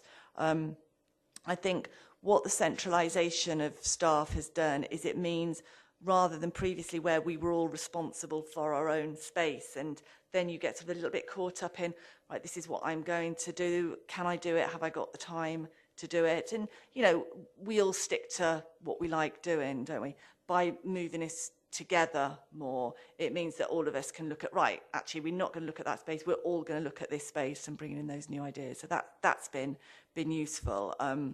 But it does come down to resources as well. But what I see this project doing is giving us the framework to then say, right, we can make these changes. We might not be able to make them all in one go. I mean, much as I love the idea of being able to say, right, here's some money, we're just going to do it all in one big go. I think it will be those little changes to the galleries that we can make over time with the communities and those different groups that we're working with as well. Yeah, I certainly appreciate you bringing the communities into it, because there are a lot of people, especially in Chepstow, who have we've got world-leading museum designers who are willing to give their tuppence. We've got various historical groups. I mean, it would be good to have some clearly signed pathways for those people to be involved at a local level. We've got a resource there that we're not necessarily tapping, and I'm also glad that you say that it's actually going to improve that situation, because what worries me is that if there are people like that who want to be involved and it's a centralised system, you're going to be stuck in this thing of, well, I can't really go over there and empower you to do that. I'm going to wait a while and then I've got to sign off it, and it's going to roll forever and become very staid. So hopefully it will actually make you more dynamic. That'd be good. So and one last thing: has anybody actually talked to Highways and about putting any kind of painted pedestrian crossing between the TIC and the museum? Not yet, but we have some money through the Living Levels Partnership to look at what's being described as a visitor hub, and we have talked about how we've just started some conversations about how we potentially do link the visitor centre and the museum, and obviously the road is a key issue there. So I think it's certainly a conversation that we may well have quite soon, I think. I would certainly support that if you need me to get involved. I've got some questions now. Obviously, you've been working within a department that's obviously running a sizable deficit. It's clear from the action plan that in terms of income streams, you've been more reactive than proactive. The feasibility study is going to cost. Do you have a ballpark figure in terms of what you're working at? I understand it's still being scoped out, but do you have a ballpark figure, and what potentially are the timescales for commissioning and seeing that review feasibility study through? I don't think we do have a ballpark figure at the moment. This is sort of conversations that have developed in the last months, really, as to how we take this forward. I think that cost will depend to the extent to which we can do that in-house and to what extent we need external support to do it. In terms of timescale, I imagine we'll want to move quite quickly on this, because we've identified it as being probably the key recommendation, really, in terms of looking at the review and taking things forward. Obviously, that will partly depend whether how quickly we move to define the scope, the cost, and whether there's any external funding available to do that. But we will be looking to, following this discussion and the parallel discussion in terms of staffing, to bring a revised plan back together to take to Cabinet. And I guess at that point we would be asking if we need to for any internal funding for the feasibility study. That's not in the work plan at the moment, but that's something that we will. I'd certainly like to think that we can get that done relatively quickly, whatever the timescales allow. So are we looking within the next 12 months? Yes, definitely. Yeah. Okay. Yeah. One of the areas, there's obviously the issue around learning. One of the areas that hasn't been progressed is developing relationships between academic institutions, and that's obviously potentially a key could be a key partnership financially as well as in terms of developing the research element of our offer. Is that just a resource issue, or have you identified potential academic partners and that those conversations have been had and they've sort of petered out? I just am trying to understand that element, please. It's really just a time and capacity issue there that we haven't got to. We have done some very sort of minor things. We're working with Coleg Gwent, for example, at the moment on a project we're doing about the Bronze Age, but that's more working directly with students than with academia. We also had some very early conversations with the Royal Navy Museum down in Portsmouth. They obviously have a Big Nelson connection, their Big Nelson interest, and I think there's potential there for partnership and to perhaps develop some academic work regarding the Nelson collection. We do have quite close links with the Maritime Museum as well, on sort of the academic side of things. So we sort of know where these people are, but I mean, really it's just a capacity issue that it's just of the things on the forward plan. We haven't got to that. And perhaps I think as well, we need a clearer understanding of what do we want out of it. What academic, I mean, we've talked about academic links, and obviously there's many stories and things you could develop there, but which ones do we want to? And I think possibly the National Lottery work that we're doing with stories there will give us a better idea of where to go with that in particular. You've spoke about the or set out, sorry, in the action plan, the obviously developing a learning plan and implementing a program. You said about the 6 strategic aims. Have they been qualified and quantified? Are there baselines for those aims? Or increased participation in formal learning activity, increased participation in informal learning activity? I think we've touched on in terms of measurement. I'd be interested to know how that's been baselined. I mean, you've spoken about the dementia project, and obviously that is ongoing, and you've got that action required. But in terms of one of the other actions, run a program of skill-based workshops for adults. Obviously, that hasn't been progressed in those spaces in Chepstow and Abergavenny. And you said that the feasibility of that'll be taken forward, but there seems to be a mismatch there in terms of the learning aims and some elements that haven't been progressed because of one reason or another. So I'd be interested to understand that. Okay, I think that's partly just a question of different processes taking place. So as part of the establishment of MonLife, we've obviously established now a learning manager and a learning assistant. That was the learning assistant's very recent decision to make that post permanent based on a fee income. We now have an established MonLife learning strategy, which is where those 6 priorities come from. And there is a learning group that's now been established across all of the MonLife teams. So they are effectively working through that strategy now and adding targets, details into it. So again, it's one of those things that we're sort of, on the one hand over here, we've got the museum plan, and on the other hand, we're now starting to feed it into the MonLife exercises. So we definitely don't any longer see the museum service as pursuing learning on its own. It's a very, very important part of the provision of the MonLife learning offer, but that is coordinated through Karen Molson, who's a learning manager. So I mean, that might be something that in future the committee could look at as a separate exercise, if you like. Thanks for clarifying that, Matthew. That makes sense now. I was interested as well in terms of the disposal process. Now, you say you have to follow the legal and ethical framework in terms of disposal, and that will be obviously trying to find other accredited museums or other areas that we can publicly display some of those assets.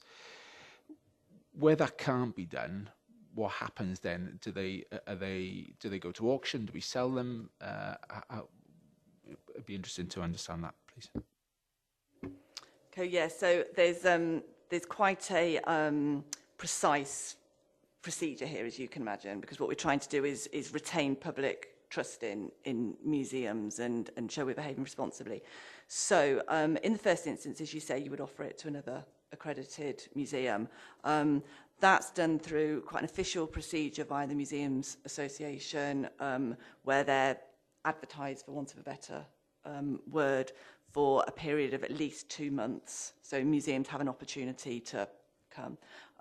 We would also, in some instances, so for example, some of the collections we've already gone through, we've identified things that we can see would be of interest to a particular museum because there's a local interest, and there we'd probably target them directly and say, look, we've got this, would you be interested?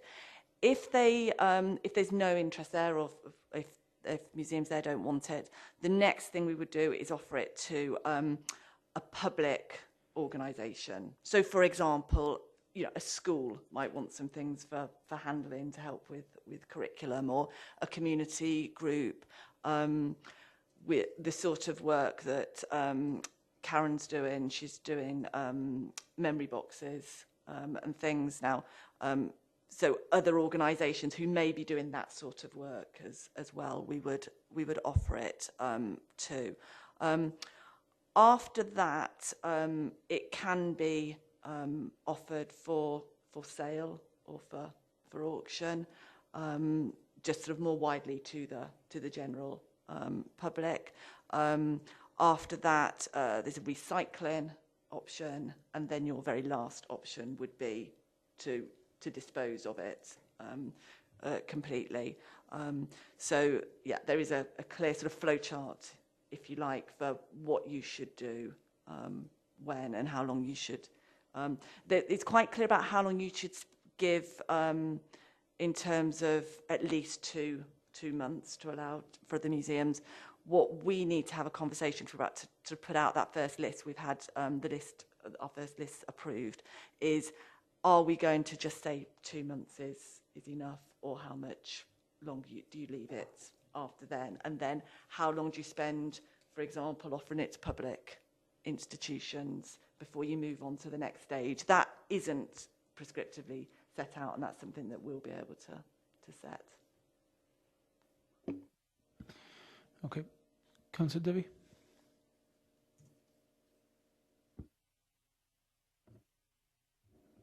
Thank you, Chair.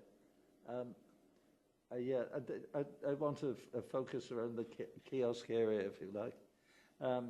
I think I can go back at least 10 years now where we've been talking about what we should do about the kiosk and what we should invest in it. And the fact of the matter is, we've never got a grip of it at all. When we put staff in there, they've never been trained properly in terms of retailing techniques. It's been awful. When it comes to stock choice, people have just bought stuff to put in the window to fill it up, not to sell, because it's never sold. You just go there, it's a couple of dragons, a couple of flags, move a book or two around. It's really pretty dire. Annie is the best curator I know, and she has had really good exhibitions in the museum. In fact, I think for a small country town, we are the only ones that have had a review in the arts page of the Sunday Telegraph. You can see what I read, can't you? Yeah, but in the arts page of the Sunday Telegraph, which drew attention to the museum and the collection of paintings and all sorts of things he had in there. So we really do have a very good resource with that lady to get the right offer, and that is the crux of the matter: how we get the right offer for the museum. The other thing is the kiosk. Now, the kiosk can be the entrance, if you like, to the museum. People will go and buy a cup of tea, people will go and buy an ice cream and whatever, and there should be the opportunity to sell on from that both our properties, both our staff, they have the opportunity to sell on to the museum. It's fairly basic retail training, and we're not doing any of that. We should have that when you go into the kiosk. It is dowdy. It isn't well stocked. It isn't encouraging to anybody. I mean, it's a real turn off. So we really need to have a look at that. I'm getting the kiosk up to the point where people go into it and are interested in stuff in there, and there should be links in the kiosk to the museum that encourage interest. I know it sounds moronically stupid, but this is what works in retail. Ask Mr. Tesco or whoever.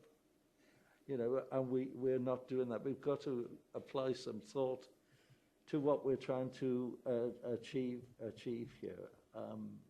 The other thing I think we should do with the kiosk, I know we've got it's under a special deal with the estates, with the castle and whatnot. We should inquire of that estate what their attitude would be to us trying to make the kiosk more up to date in terms of what the public are looking for now, so it will attract more people. I think that is something that we should be doing. It's an asset. It's an asset that's failing because we haven't got our head around it at all. So I think we're missing a stroke or two there. I really do think there is a great opportunity for us to do something significant at the bottom of town, but we've got to make our offer look as good as everybody else's offer around there, and we're not doing that.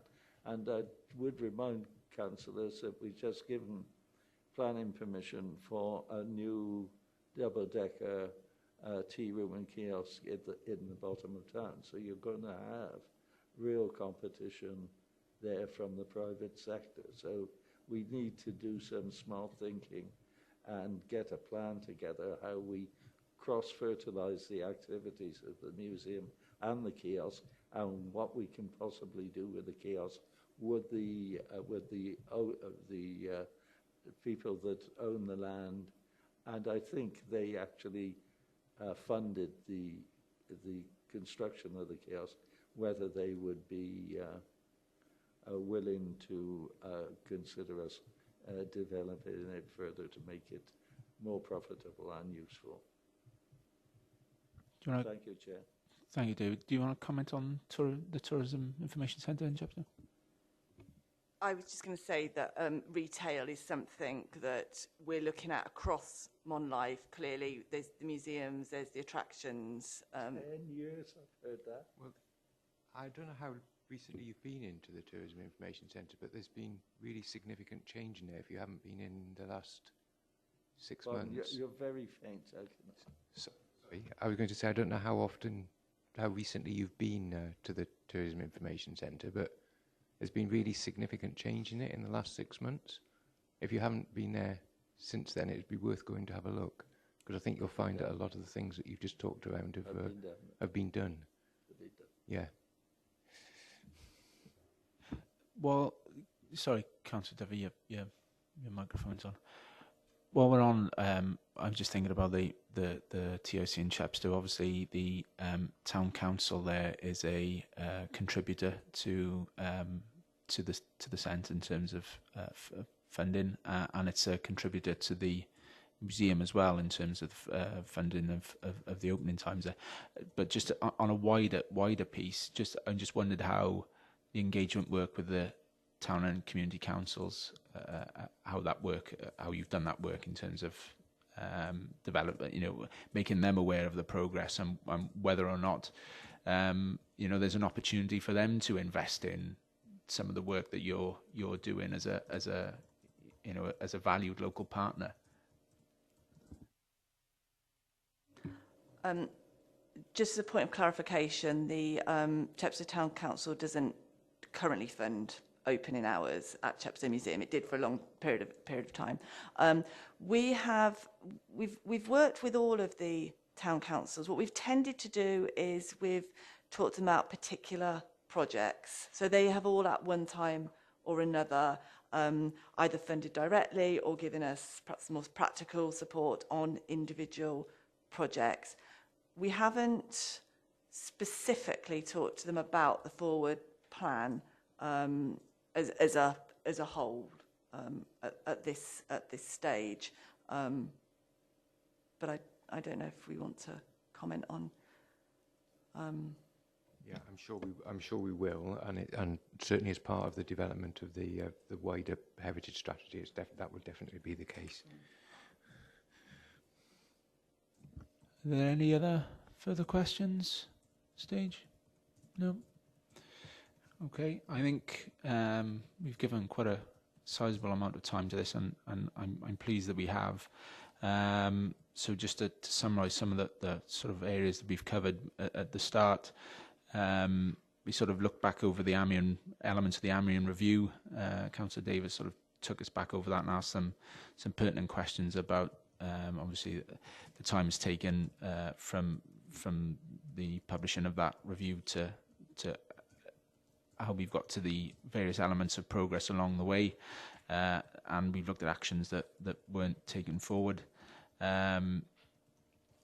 We've talked about Caldecott Castle and the important collection there, and how that seems to some councillors here that that's the poor relation at the moment in terms of having the collection displayed for in a good setting for the public. How we can develop those facilities there to bring in further to increase our tourism offer. And I think Councillor Dovey that talked about linking. It's important to link those stories, because that in essence that's what we're trying to do. Our museums and spaces are not just houses for artifacts. They're there to tell a story of the locality, the county, the country, and that's important. We talked about importance of measuring outcomes for obviously for us to understand those as a committee, but for the council as a whole to look at that. And in terms of added value, I think Councillor Blakeber talked about the added value of the service for the county and its residents and the importance of that. And I suppose that goes back to some of the elements of economic impact as well.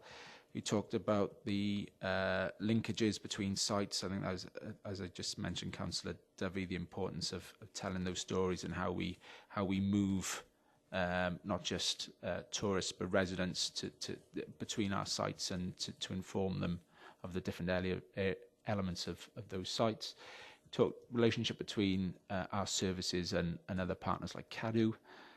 We talked about the importance of data, again, around measuring outcomes to understanding performance and progress. I think there was some elements that where they report into other areas, either with Mon Life, and we talked about economic impact. I think it would be good if you could possibly forward those reports on to us, so we can look at the whole piece in context. we talked about obviously developing and using our assets across Mon Life and the importance of that Mon Life brand, and how the various elements within Mon Life are now one, in effect, one sort of organisation, and how they need to support each other across the range of areas. Timescales, talked about various timescales of delivery, particularly around the feasibility study and costs there.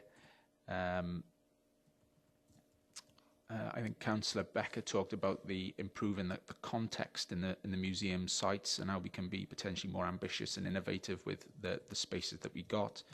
And I think another important aspect that he touched on there was the engagement with volunteers, so ensuring there's clear pathways that are well signposted for people to become involved with our services and supporting us to deliver those services and improve those services.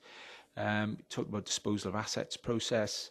I think Councillor Dovey just spoke about the Tourism Information Centre. And then we just finally touched about the importance of town and community council engagement, because they're obviously developing their own place plans. They'll have elements of funding that they want to invest, and if there's opportunities there, not just project specific, but there may be areas of long-term partnership they may look to invest on around the whole wellbeing agenda. So I think that's important that they're engaged. So if there's nothing else, in terms of the recommendations, the committee was invited to scrutinise the progress made in delivering museum's forward plan and proposed prioritisation of the remaining actions, including the proposed feasibility study prior to its further consideration by Cabinet. Are you happy that we've done that? We scrutinised that, yeah. And if we could have those additional reports, Matthew and Rachel, that'd be really helpful. So can I just thank you again? Thank you for the presentation. Thank you for the time. Yeah, Councillor Duffy. Yeah. Go on. Yep.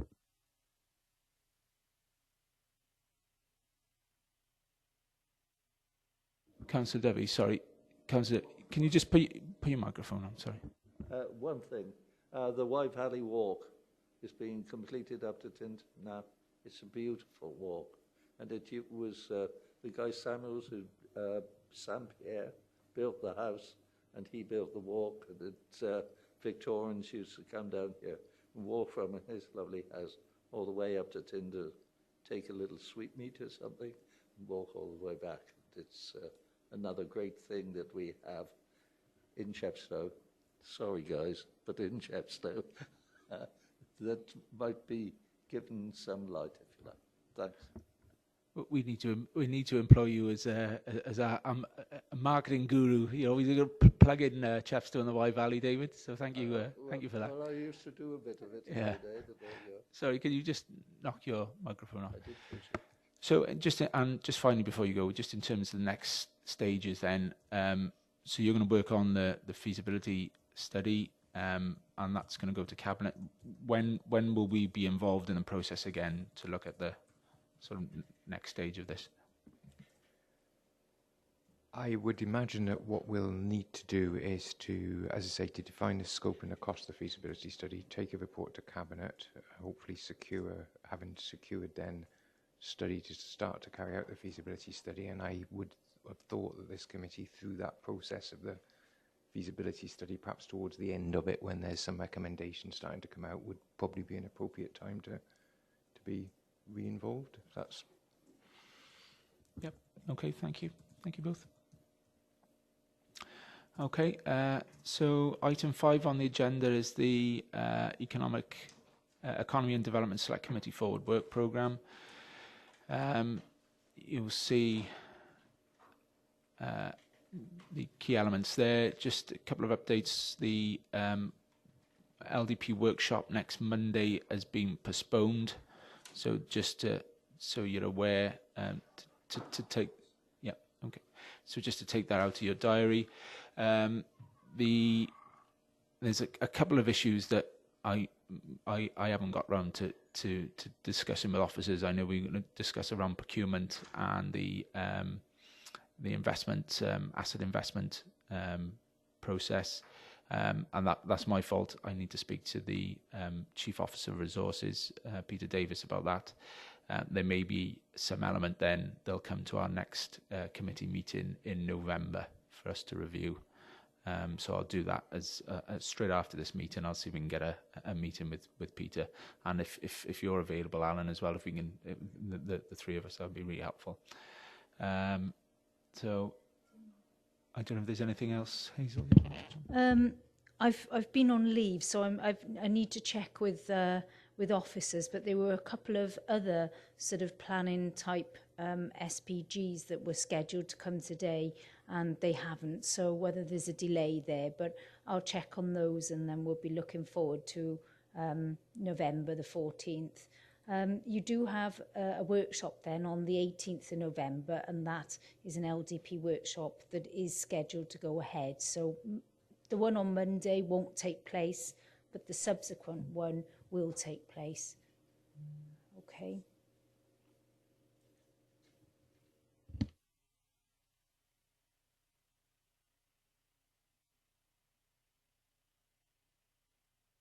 Yeah, we'll come back to you with the specific times on that. I know there was some councillors, I don't think necessarily within this committee, but those who were looking to attend were unsure about the 5 p.m. start. But it's been difficult to try and get people to day sessions. So we sort of tried something a bit more. Tried something a little bit more innovative around timings, and it hasn't been badly attended actually. But I know there's some people who haven't been able to attend because of for other reasons. But for those people who've been working during the day, I think they've really appreciated having the opportunity to come to an evening session where they haven't been able to attend previously. Councillor Roden. Thank you. Monday evenings is the one day of the week when Monmouth Town Council meets, and it is virtually every Monday. So, yeah, unfortunately. Okay. I'll go back and speak to Mark then and see if we can look at perhaps look at the timings, and we may have to move it from a Monday perhaps just to see if, because there's a few of you obviously on the town council as well. Item 6 then is to agree the minutes from the previous meeting held on the 5th of September. Yeah, happy to move them. Yeah, thank you. The one issue there, the outcome from the public open forum where we had Mr. Andrew Johnson, who talked about the Raglan issue, the hub there in Raglan. I think from the offline engagement we've had as a committee, that this committee wasn't the forum to explore that further. Although I think some councillors were keen that some of those elements were explored. I have emailed the chair of Stronger Communities to see if they would look at that and take that forward, potentially as a joint committee. I haven't had any response back yet, so I just need to chase that up because I'm obviously mindful it's been a number of weeks since that meeting, and I did say to Mr. Johnson that we get back to him, and I get back to him in writing. So is that okay, Hazel? I know I did copy Matt in, so I think he is aware of that. So if we can just get that issue finalised. So then the item number 7, the date of the next meeting is the 14th of November. So can I just thank you all again for your time and for your engagement. Thank you very much.